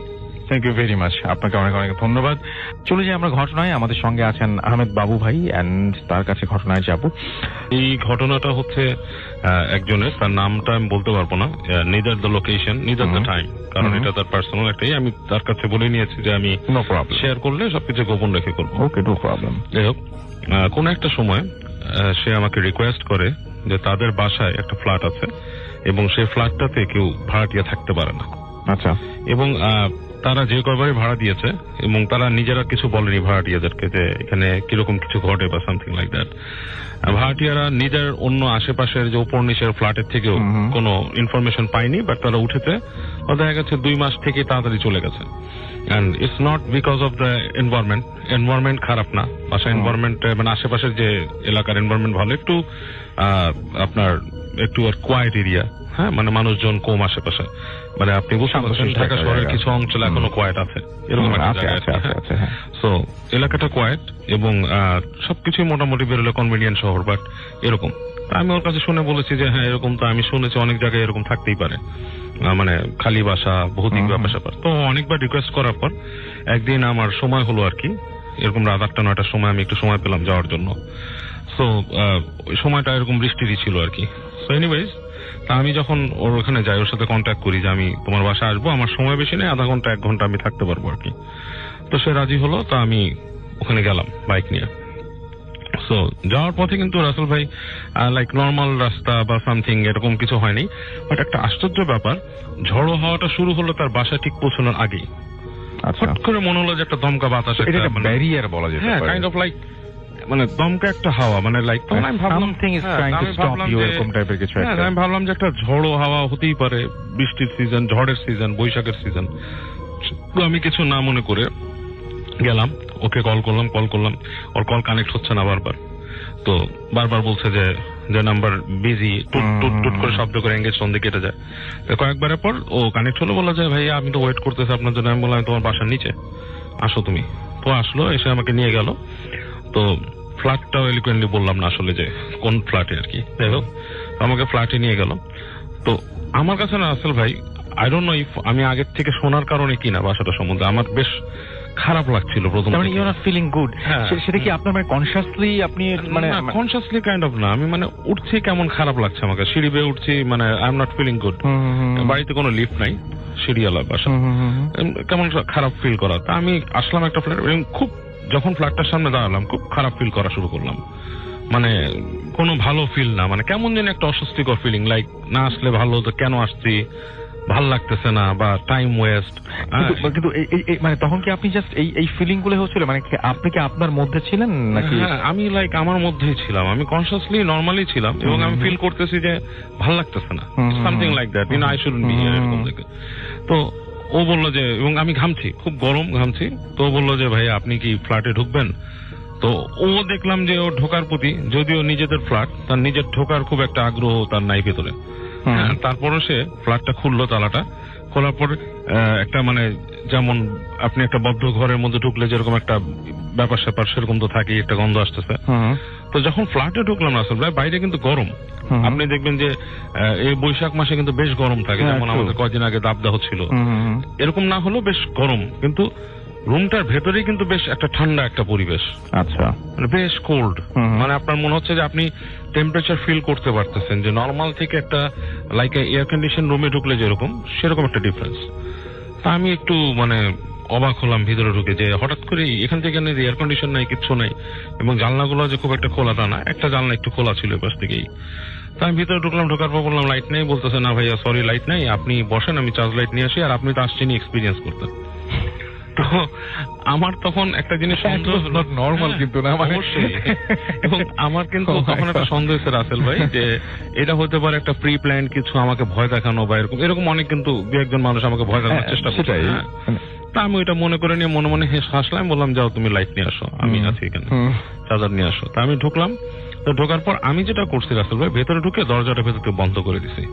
So there to reasons, যে একটা যে দরজাটা খোলা রাখি, অনেক সময় কেউ ভয় দেখানোর চেষ্টা করলে চালাকি করে কেউ ভিতরে ঢুকতে পারে, আরেকটা জিনিস হচ্ছে কেউ যাতে বেরোয় যেতে না পারে। হ্যাঁ, এই দুটা জিনিস আমি মানে মনিটর করার জন্য আমি দরজাটা লাগাই দিছি। আমার মোবাইলের যে ফ্ল্যাশ লাইট ওটা জ্বালাইছি, জ্বালা আমি হেঁটে হেঁটে আস্তে আস্তে করে পাশের রুমটা গেছি, দেখতেছি কি কি আছে। আচ্ছা, এবং আমি খুব কনসিয়াসলি চেষ্টা করতেছি কেউ লুকা আছে কিনা বাসার মধ্যে, ভয় দেখানোর জন্য এরকম।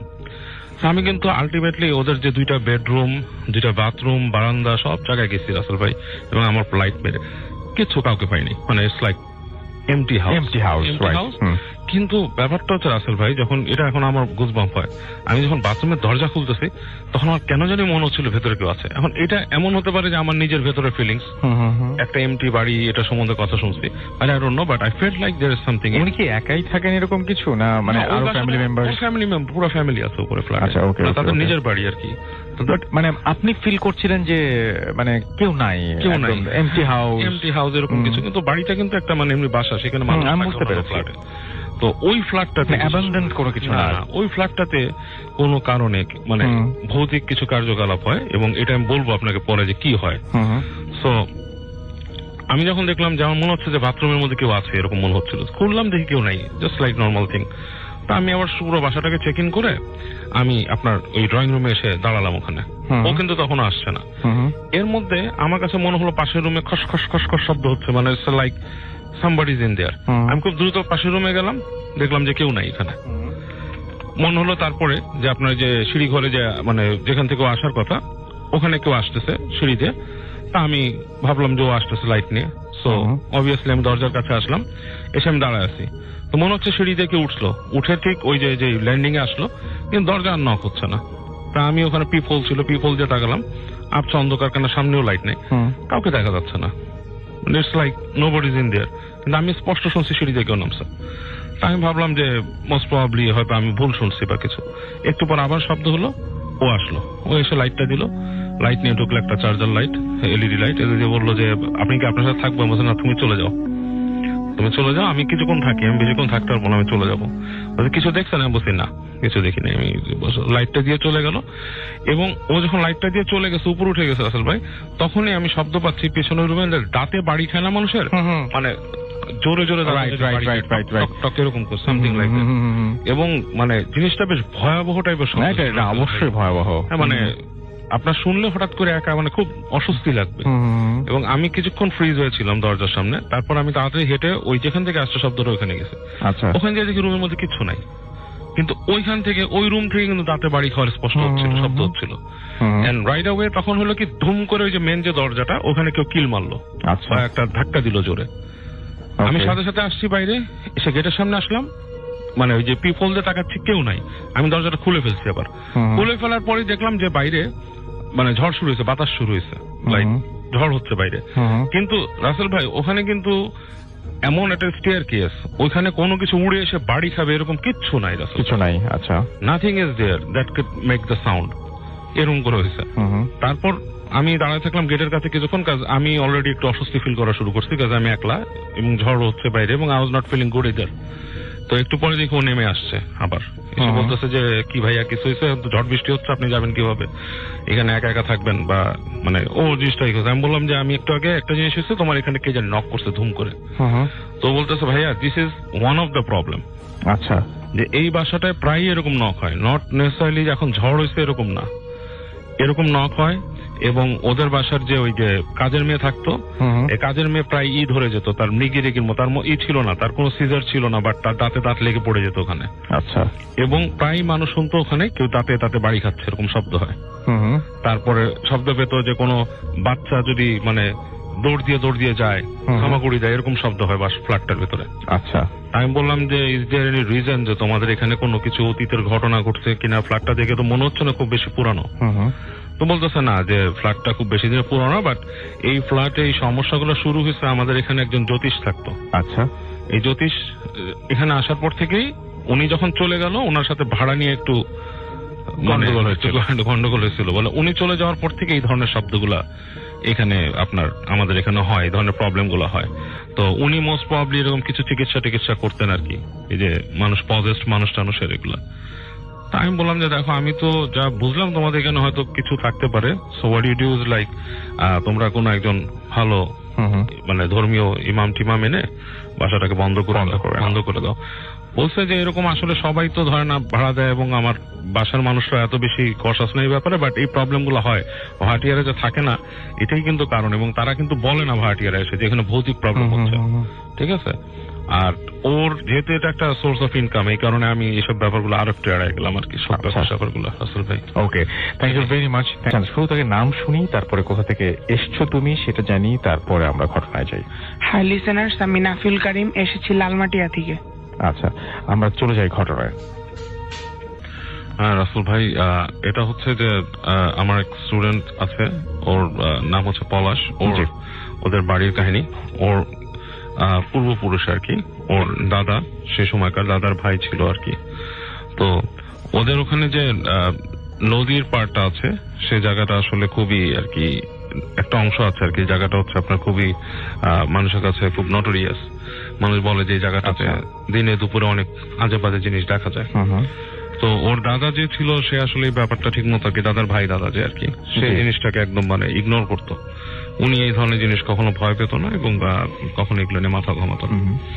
তো উনি যখন তখন বাইরে যেত, ঘুরতে ফিরতো, ওনার মতো উনি কাজ করে বেড়াতো আর কি।